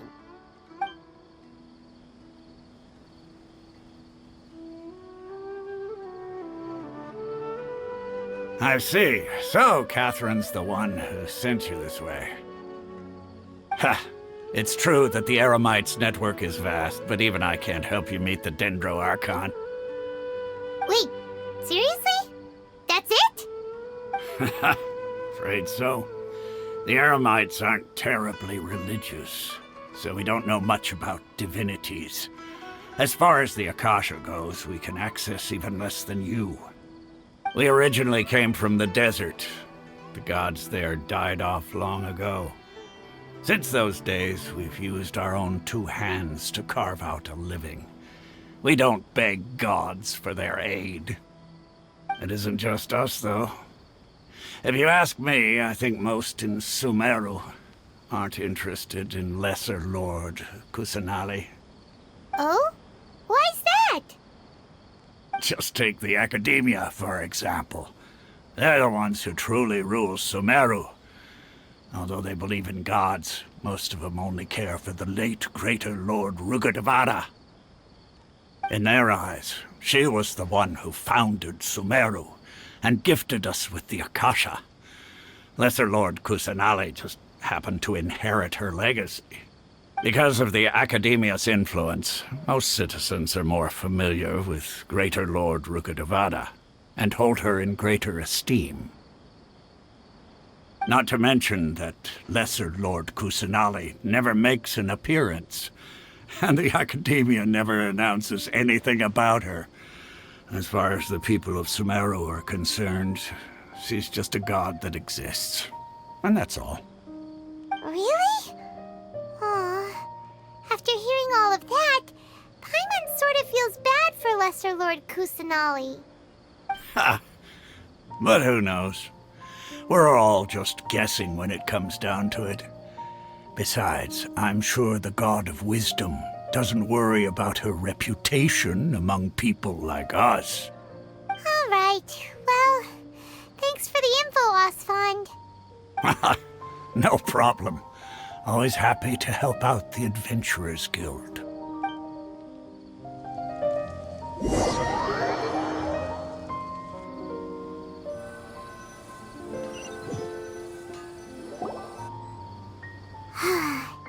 Seems Osfond was right about most people's attitudes here. Not only are they not interested in the Dendro Archon, they even say stuff like, if the Akasha doesn't think I should know, then I don't need to know about it. We've been asking for information non-stop ever since we got to Sumeru. But the harder we try, the more helpless everything seems. Isn't there at least one person in this entire city who cares about Lesser Lord Kusanali? Oh, you two are interested in Lesser Lord Kusanali? Huh? Who are you? From the sound of it, you two are Outlanders who recently arrived here. You've been asking around for information on Lesser Lord Kusanali, right? Oh, I'm sorry. I forgot to introduce myself. I'm Dunyarzad, one of Lesser Lord Kusanali's faithful followers. Whoa, really? Then do you know how we can meet with her? I'm afraid I can't help you with that. But your conversation earlier did happen to remind me of a legend about the Dendro Archon. Sure. It goes like this. Long, long ago, there was a man who heard a prophecy. It predicted that a great calamity was about to befall him. Panicked by what he heard, the man sought out the Dendro Archon in hopes that she would bless him with the wisdom to help him escape his predicament. The man journeyed across deserts and through rainforests and experienced tribulations of every kind. However, he still couldn't find any trace of the Dendro Archon. In despair, he thought, alas, the Archon has abandoned me.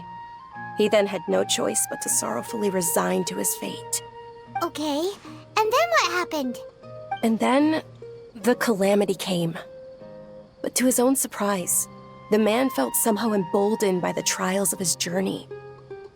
By relying on his own strength, he managed to overcome the adversity. At that moment, a bird perched upon his shoulder. This bird was, in fact, an avatar of the Dendro Archon. She said, "O Archon Seeker, do you now understand? She and her wisdom have long been found by you. Along your journey, we were in every flower and blade of grass, every ray of sparkling sun, and every breath of dancing wind.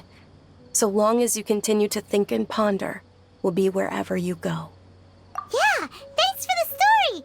Paimon feels all warm and fuzzy inside after that. In a way. It seems like this story is also one of the Dendro Archon's avatars.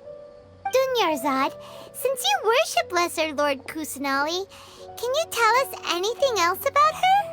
Of course. So did you two know that,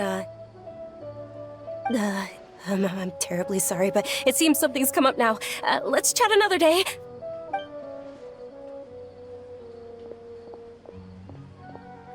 Hey, wait!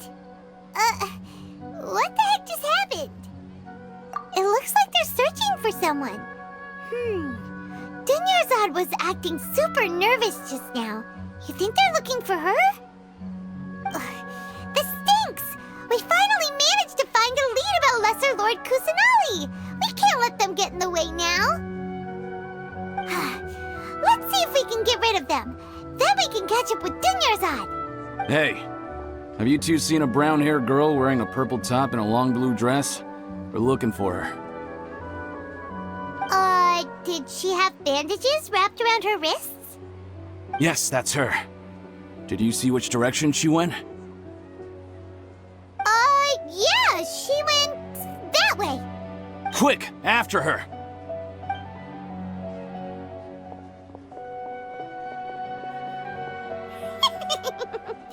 That should keep him busy for a while.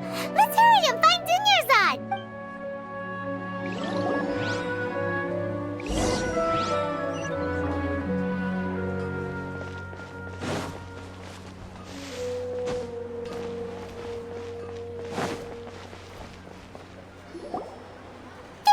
Dunyarzad, we thought you might have been long gone by now. Oh, it's you two. Oh, you startled me there. You can relax now. We threw those people looking for you off the trail. Really? Thank you so much. Unfortunately, I believe there's still more of them out there looking for me. Uh-oh, looks like there are some coming this way. Huh? More of them? Then what are we standing here for? Run! No, wait, my body isn't in the best shape. It's difficult for me to run. Okay, sounds good. There's a tavern on the other side of the port we can go to. They probably wouldn't expect me to hide in a place like that. All right, let's move out. Stay behind us. We'll keep an eye out for anyone looking for you.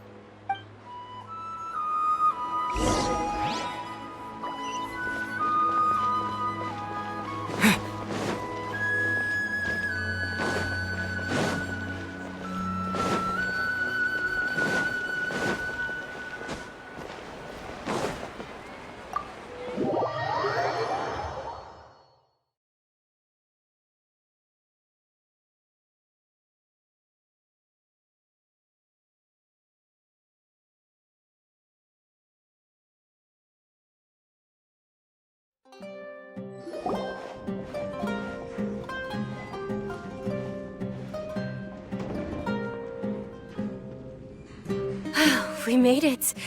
Oh, they shouldn't be able to find us now. Wait! Stand down, Dia!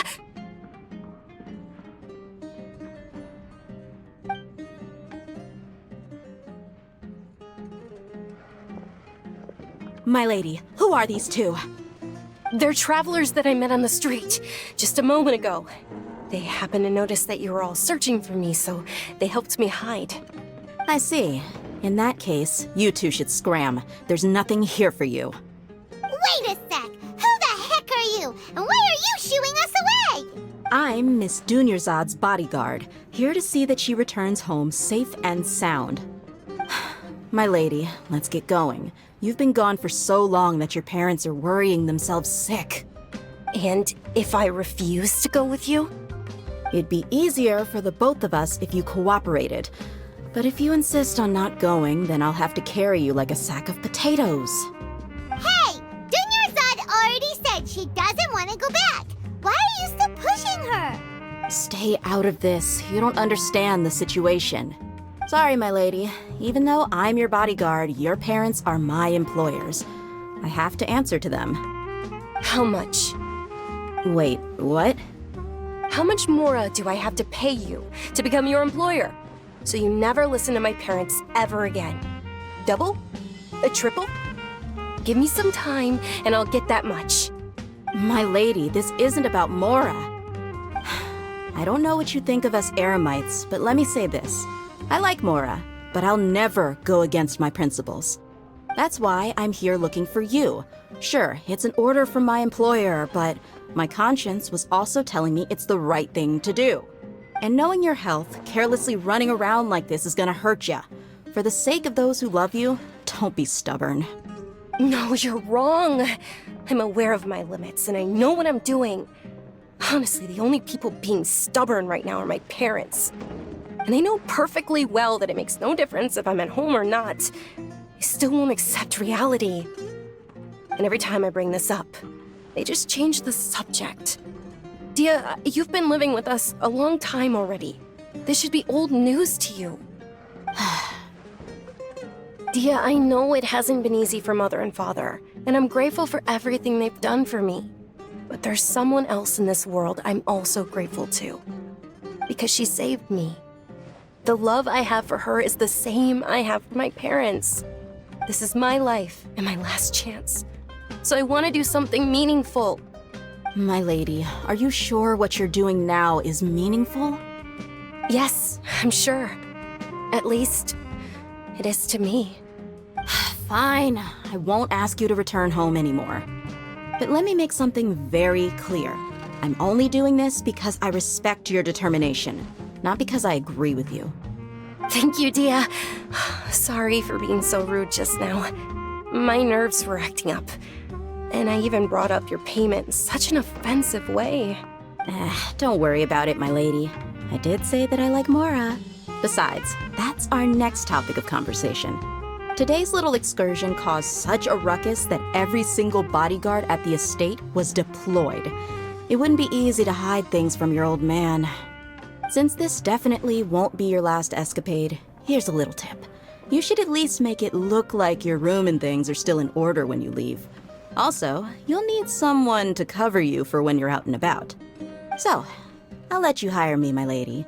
This way, everyone wins. As for the pay, let's say half of what your father pays me. We can settle the bill when we return to the estate.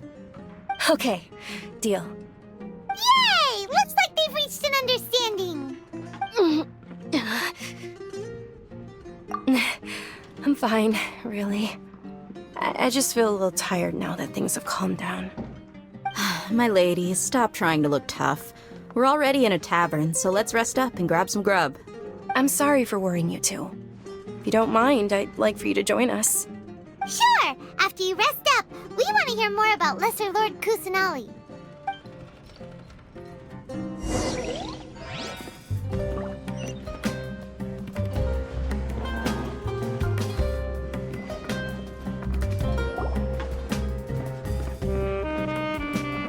Ha! Well, if it isn't Dia. Haven't seen you in nearly half a year. Word on the street is that you're a bodyguard for the Homayani family now. Ha! Don't you find that kind of work boring? Nah, you get used to it. How about a menu over here? You got it. Huh? Isn't this little Miss Homayani herself? We don't get to serve personages like you very often. We'll be sure to prepare our very best. Thank you, sir, but there's no need. I don't have a lot of mora on me, and I really ought to save as much as I can. But please bring these two the best food you have. They're my new friends, so I want to be a good host for them.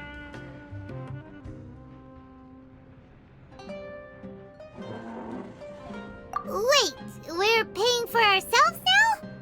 Aw, Paimon kinda wanted to try something fancy, but we aren't exactly loaded. Guess Paimon will settle for something ordinary. How about our charcoal-baked agelenach cakes? They're our signature snack, and they run cheap. Look, other customers over there are eating some now. They look kind of burnt and dry. Paimon will pass. What do you have against my slime dishes? Dunyarzad, we asked a lot of people when we first arrived, and almost nobody was interested in Lesser Lord Kusanali. So, what made you want to follow her? Well, remember when you asked me if I knew how to meet the Dendro Archon? Even though I don't know how, I think I've actually seen her before. Huh? Really? Yes, it was when I was a child. At the time, my illness had kept me bedridden for the better part of a year. I was stuck inside and couldn't make any friends, and my parents did their best to find treatments for me. But even then, the Akasha didn't have any helpful information. My younger self no longer had any hopes or dreams. One flare-up was so bad that I was in a semi-conscious state for several days. Then one night, I woke up alone in my room. I was terrified. My body was paralyzed. Even if I cried, there was no sound. At that moment, an ethereal voice spoke in my mind. Dunyarzad, don't be scared. You don't have to cry. Dunyarzad, don't be scared. You don't have to cry. Who are you? How do you know my name? How do I explain this? You might not be able to understand, but actually, I know everything about you. Really? Of course. I know that you're scared of thunder, that you hate taking medicine every morning, and that you love counting the petals on your mom's skirt. Wow, you really do know everything. Dunyarzad, is there anything you want? Want? Not really. I can't go anywhere or do anything. Huh?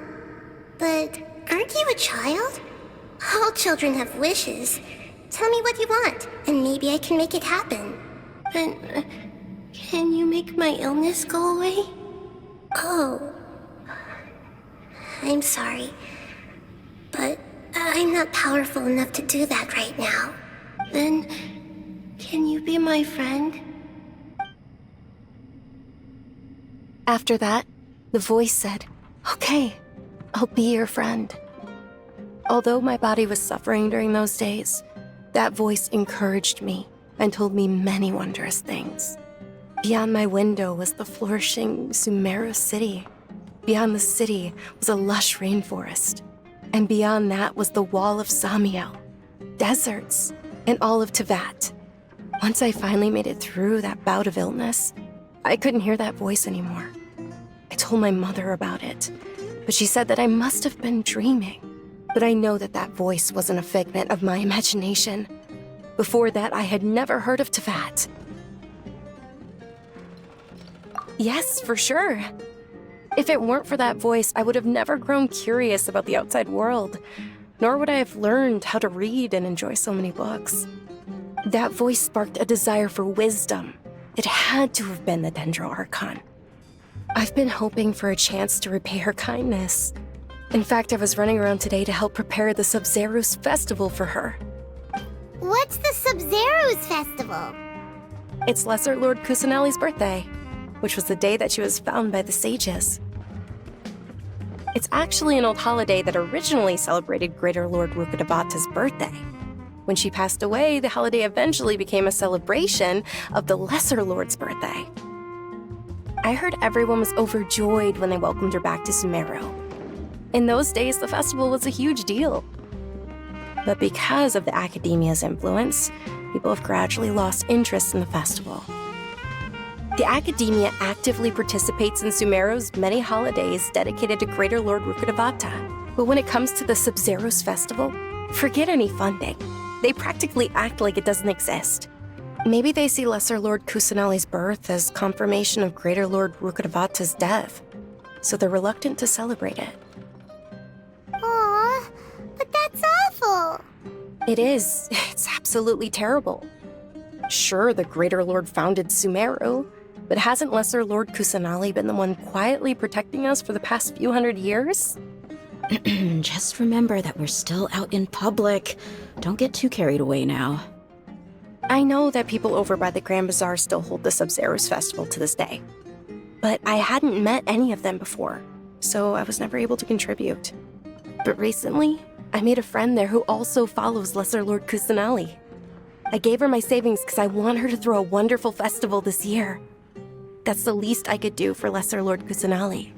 Hold on, my lady. Does this friend happen to be Nilu, the one who sends flowers to the estate? Yes, that's her. I saw her leaving the other day with a nervous look on her face. It seemed like she was hiding something in her arms. Did you give her something? Yes. Initially, I didn't have much more prepared, so I had Nilu sell one of my skirts. I've agreed with Nilu to meet up at the Grand Bazaar today and see how things are coming along. Dia, would you accompany me? Sure. That's quite the trip, though. I'll carry you. No, that would be too much, even for you. You might as well just accept the lift. If I let you walk, who knows how long it'll take us. And if anything happens to you, then I'd really never hear the end of it from your father. But of course! Nilu will be thrilled to hear there are more people interested in Lesser Lord Kusanali.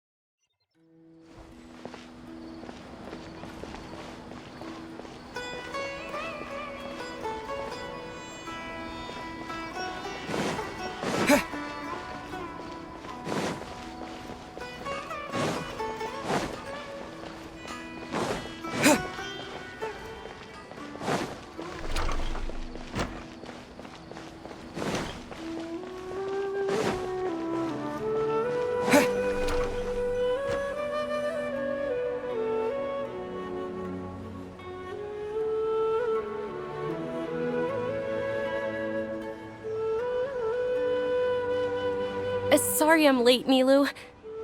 Oh, Dunyarzad. It was taking you so long that I assumed you got trapped at home, but you made it in the end. Uh-oh. But if Dia's here, that means you got caught, right? You could say that, but everything worked out. She's on our side now. Not completely. Oh, and who are these two? Oh, meet the Traveler and Paimon, my two newest friends. They're visitors who just arrived at Sumeru City and are looking for information on Lesser Lord Kusanali. So you're followers from another land? Oh, really? Well, that's okay. You're still invited to the Sabzeruz Festival. By the way, Dunyarzad, we've already started decorating the Grand Bazaar. It looks spectacular, thanks to your generous contribution. You're very welcome. It's the only thing I could do. Do you still have enough Mora? Probably? But don't sweat it. We've already finished renovating the stage. Come on, I'll show you.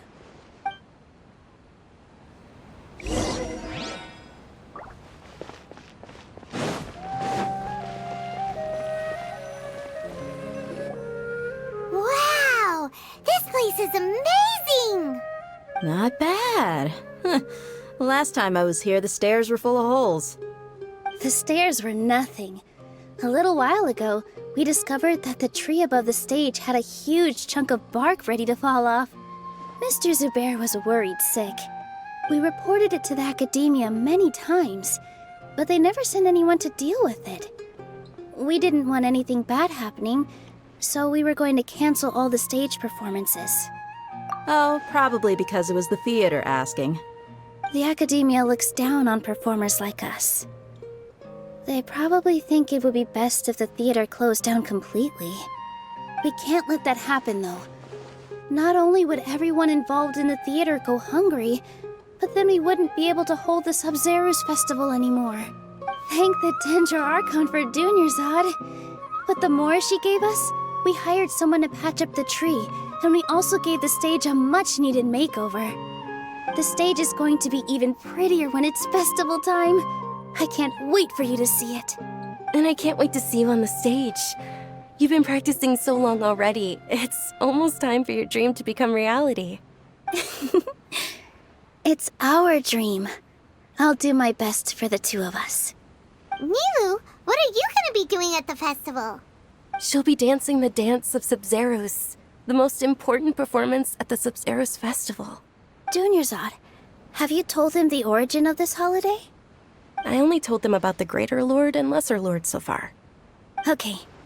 Then I'll tell you two about how this holiday came to be. According to legend, the Sabzeruz Festival was originally the Goddess of Flowers' birthday celebration for the Greater Lord. A long, long time ago, on one of Greater Lord Rukkhadevata's birthdays, her friends threw her a celebratory banquet. Some of the gods got drunk. One started playing music, and the Greater Lord started singing, so the Goddess of Flowers began to dance. As she danced upon the grass, countless beautiful parisaras began to bloom wherever she stepped. Those brilliant purple flowers became her dazzling stage. All the gods clamored, "Oh, if only time could stop at this very moment." Of course they did. When people mention the gods, they always think of the Archon War. But Sumeru's gods also had happy times. Although they aren't around anymore, they're preserved in our tradition of dance. This outfit I'm wearing is apparently based on how the Goddess of Flowers looked. Though we're just tiny people compared to the Divine, we still have to do our best to make sure that the birthday girl feels loved on her special day. Nilu, you of all people will definitely be able to convey our well wishes to the Dendro Archon. I also noticed that you went the extra mile and scattered parisaras around the stage. They symbolize the Goddess of Flowers, after all. It's just a shame that all the real parisaras went extinct after her death. Yeah. The Greater Lord brought forth parisaras in memory of the Goddess of Flowers, but she ultimately could never truly replicate that beautiful purple. Thinking about the Goddess of Flowers dance makes me wish I could have seen it. If my stage were anything like that, I'd be thrilled if I had just 2 real body Saras on the stage. So, Traveler and Paimon, what do you think? Interested in the Sabzeruz festival? Will you two be coming? All of Lesser Lord Kusanali's followers will be there for her birthday. It'll be a good opportunity for you to learn more about her. Ooh, Paimon thinks that's a great idea! Of course Paimon wants to watch. Those 2 things aren't mutually exclusive, you know. So how about we all attend the Sabzeruz festival together? Dunyarzad, let me show you which stage decorations we've picked out so far. Traveler and Paimon, if that doesn't sound interesting to you, then feel free to explore the area. Everyone at the Grand Bazaar loves Lesser Lord Kusanali, and we're all looking forward to the Sabzeruz festival. In that case, we'll take a look around.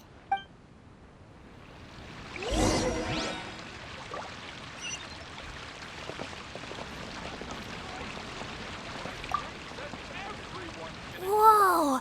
What's with your yellow hair? And why do your clothes look so funny? Are you an Outlander? Did you know that the Sabzeruz festival is about to happen? There'll be loads of fun things to do at the festival. But the best part is when Ferris, the Knight of Flowers, passes out candy to everyone.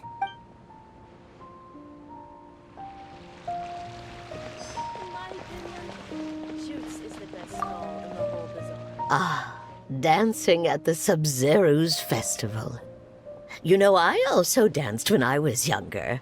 As a child, I even asked my grandmother why we performed the dance for the Lesser Lord when it was originally done to honor the Greater Lord. My grandmother said that Greater Lord Rukkhadevata is a beloved deity and honored by all, and Lesser Lord Kusanali is too. If the Goddess of Flowers ever knew Lesser Lord Kusanali, then she would certainly have wished to be her friend and hold celebrations for her, too. The Sabzeruz festival has been losing its appeal over the years. That is, until a wealthy benefactor stepped in this year and brought the festival back to life. I heard she forked out a lot of mora to make it all happen.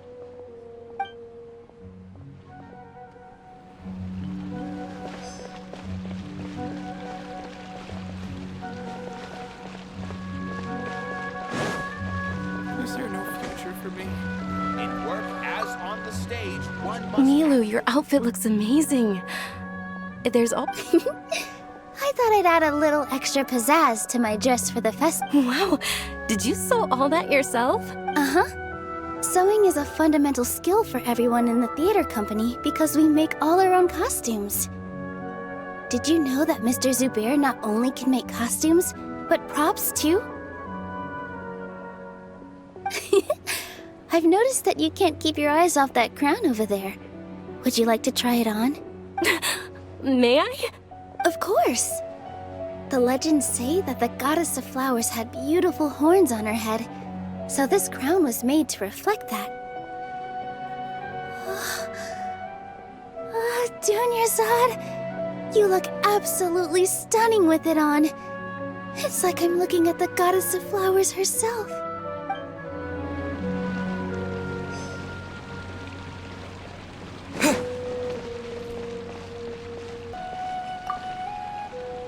Things are real. Don't be fooled into thinking that Sumeru City has the best of everything. Some festival snacks are only offered here in the Grand Bazaar. And when it comes to musicians, dancers, or singers, the Grand Bazaar's got the best of the best. Sure, those folks at the Academia might not like it, but what's a festival without song and dance?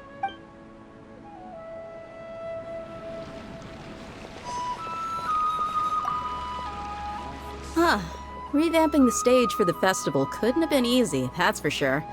I bet this year's festival will be one to remember. I don't know much about the Grand Bazaar, but I do know that the residents here have a penchant for song and dance. Two things that the Academia doesn't particularly approve of. Oh, and the perfume sold around here is a lot better than what you'll find elsewhere. The fragrances are longer lasting and they're gentler on your skin, and I mean, that's what I've heard at least. Hey!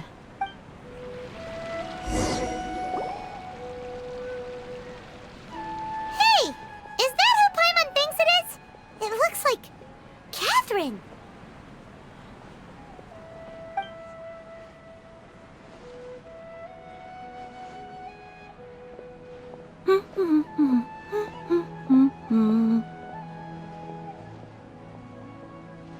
Huh. Come to think of it, Paimon's only ever seen her behind the counter at the Adventurers Guild. This is the first time we've ever seen her taking a break. Hey, Catherine! Huh? Oh, hey! It's the Traveler and Paimon! What's shaken? Whoa. Break time Catherine sure sounds a lot less formal than usual. Paimon was still waiting for her to say Ad Astra Abyssosque. Sure. Standing behind the counter at the Adventurers Guild doesn't require any complicated functions. But saying and doing the same old things over and over again can get pretty monotonous. Like watching the same Fontaine movie day after day. But take you two, for example. You travel across Teyvat to enrich your lives and gain new experiences. Well, we enjoy traveling across Teyvat and all that, but we're mainly looking for clues about his sister. Yes, you should keep searching. Sometimes the answers we're looking for aren't necessarily at our intended destination. Instead, they're found along the way. Huh. Haven't we heard someone say something pretty similar recently? Anyways, what brings you out here, Catherine? No, not particularly. I guess you could say that I'm loving the recent atmosphere here. If festivals bring happiness to everyone, then that's where their true value lies. Oh, it looks like it's about time for me to be heading back now. Alright, we'll see you next time at the Adventurers Guild. Oh, by the way, thanks for connecting us with the Eremites. We've already made some great friends in Sumeru City thanks to you. I'm sure you two will get along well with the people here. You've already been blessed by the element of Dendro after all. See you around.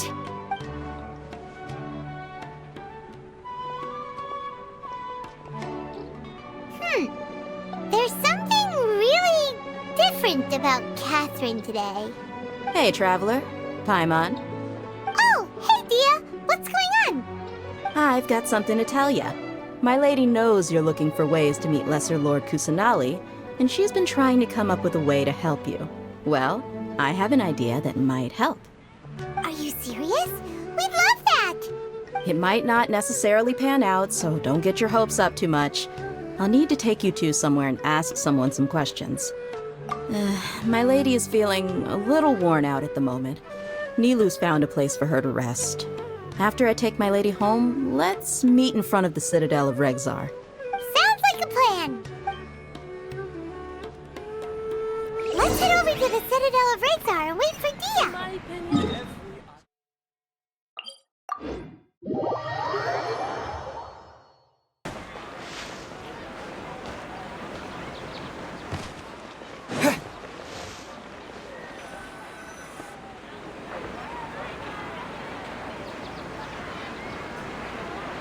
Sorry, I'm late.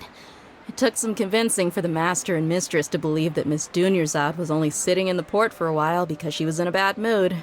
Anyway, I guess I should be thanking you. I haven't seen Miss Dunyarzad that happy in a long time.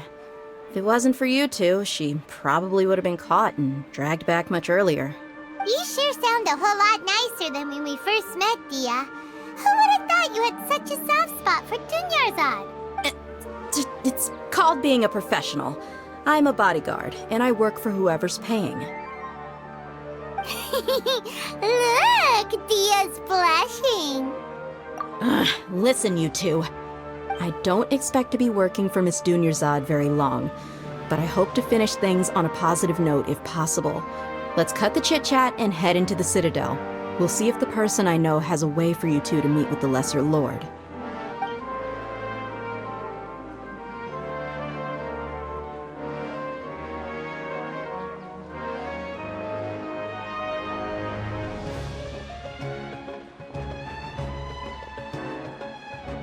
Oh, hey, Chief.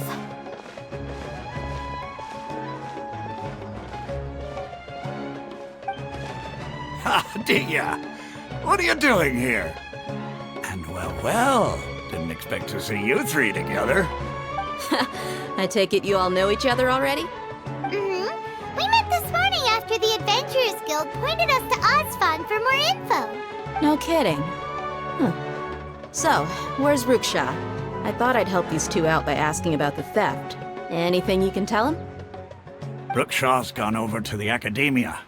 The Grand Sage recently ordered Sumeru City to begin bolstering its defenses, so people from all over have been called back to the city. Since you've already mentioned the theft, I suppose I might as well tell him what we know. Appreciate it, Chief. Theft? Sorry, what the heck are you guys talking about? Just recently, the Academia lost something, and there's a chance the item is connected with the Dendro Archon. This case might just somehow help you in meeting her. I suppose that's one way to look at it. But if you ask me, the case is more about the Academia than anything else. Let me fill you in. The Academia recently sent a convoy to pick up an important package from Aru village. Word got out, and the convoy was robbed on its way back. The Grand Sage took the whole matter very seriously. Not only did he dispatch the Matra, but also enlisted our help in the search for leads. All we know so far is that whatever was stolen is currently in Port Ormos. You two have heard of Port Ormos, haven't you? It's the largest commercial port in all of Sumeru. You can travel there by leaving Sumeru City and heading south along the river.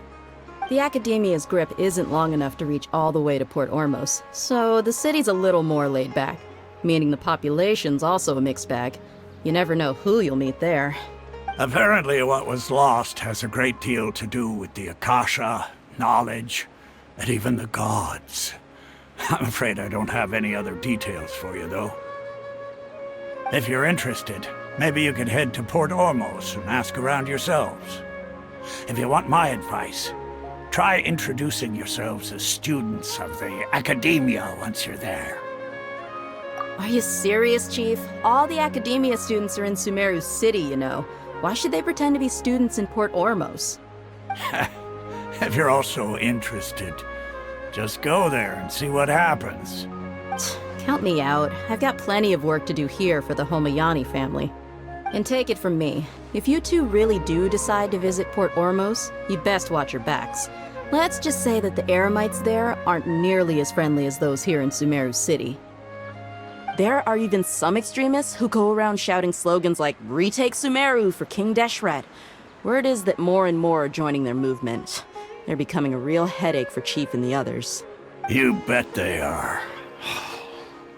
King Deshret's been dead for thousands of years. Now they start spreading rumors of his return. Ridiculous. Not everyone's like you, Chief. Even the desert natives who abandoned their homes in the wilderness still wish to have a god of their own. Well, Traveler, that's about all the information we have for you. Thanks, Dia! And you too, Osfond! Since we've gathered all we could for the moment in Sumeru City, let's head to Port Ormos and see what we can find next. Miss Dunyarzad is looking forward to seeing you both at the Sub-Zerus Festival, so be sure to get yourselves back here in time for that. Good.